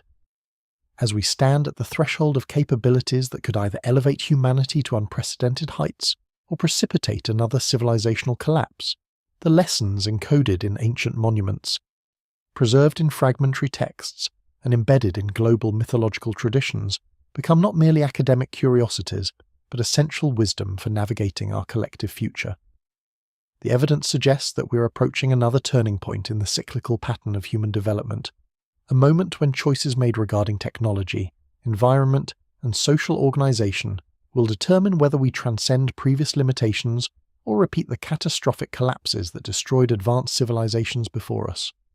The ancient knowledge preserved across millennia offers both warning and guidance for this critical transition, suggesting that conscious awareness of cyclical patterns and deliberate efforts towards sustainable development may enable humanity to finally break free from destructive repetition and establish lasting civilizational continuity.